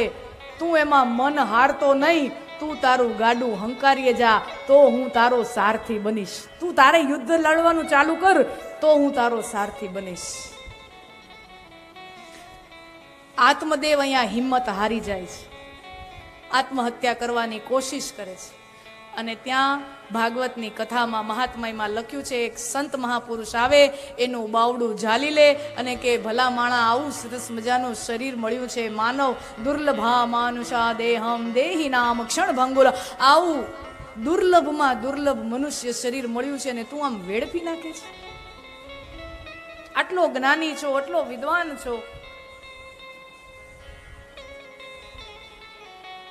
સંતાન નથી, મરી જાઉં છું. અરે તને ભગવાને સંતાન નથી આપ્યું તો એમાં પરમાત્માની કૃપા સમજ. પરમાત્મા સંતાન આપે તોય એની કૃપા છે, અને કદાચ પરમાત્મા સંતાન ન આપે તોય પણ એની કૃપા છે. એને એમાંય તું કૃપા જ સમજ ને, પરમાત્મા સંતાન ન દે તો એમાં શું કૃપા, એમાં શું કૃપા? તો કે જો તમારે સંતાન હોય, સંત એને સમજાવે છે કે જો તારે સંતાન હોય તો તારે અમુક સંપત્તિ એની માટે વાહે રાખતી જવી પડે, એના આટું કમાવવું પડે, મહેનત કરવી પડે, સંપત્તિ રાખતી જવી પડે. તું વિચાર કર, પરમાત્માએ તને કૃપા નથી, સંતાન નથી દીધું, તું તારી સંપત્તિનો ઉપયોગ તારા હાથે સત્કાર્યોમાં કરીને તું પુણ્ય કમાઈ શકે. પુત્ર થાય ઈ પિંડદાન કરે, ઈ પિંડદાન કરે તો તમારી સદગતિ થાય. આવું સામાન્ય વિધાન છે, રૂપક છે, કર્મકાંડ છે, રૂપક છે, અને બહુ સાચું છે, બહુ એનું પણ બહુ મહત્વ છે. એ કર્મકાંડનું રૂપક છે કે ચોખાના લોટનો પિંડો બનાવવામાં આવે, મંત્રોચ્ચાર સાથે એને તર્પણ કરવામાં આવે, એનું પણ બહુ મહત્વ છે. પિંડ એટલે શરીર, આખું એક કર્મકાંડનું પણ આખું એક વિજ્ઞાન છે. પણ તને સંતાન થાય, એ તારું પિંડદાન કરે, પછી તારી સદગતિ થાય. ઈ સંતાન તારા વાહે કાંઈ કરે કે ન કરે એની શું ગેરંટી છે? તો તારી પાસે સાધન છે, તારી પાસે સંપત્તિ છે, તારી પાસે ઉર્જા છે, તું પોતે જ તારા હાથે કાંઈક એવા સત્કાર્યો કરી જા ને કે જીવતે જી તારી સદગતિ થઈ જાય. પુણ્યનું ભાથું તું પોતે જ કમાઈ લે ને, કે તારે પછી સદગતિ માટે કાંઈ બીજા ઉપર આધાર ન રાખવો પડે. તું પોતે જ પુણ્ય કમાઈ લે.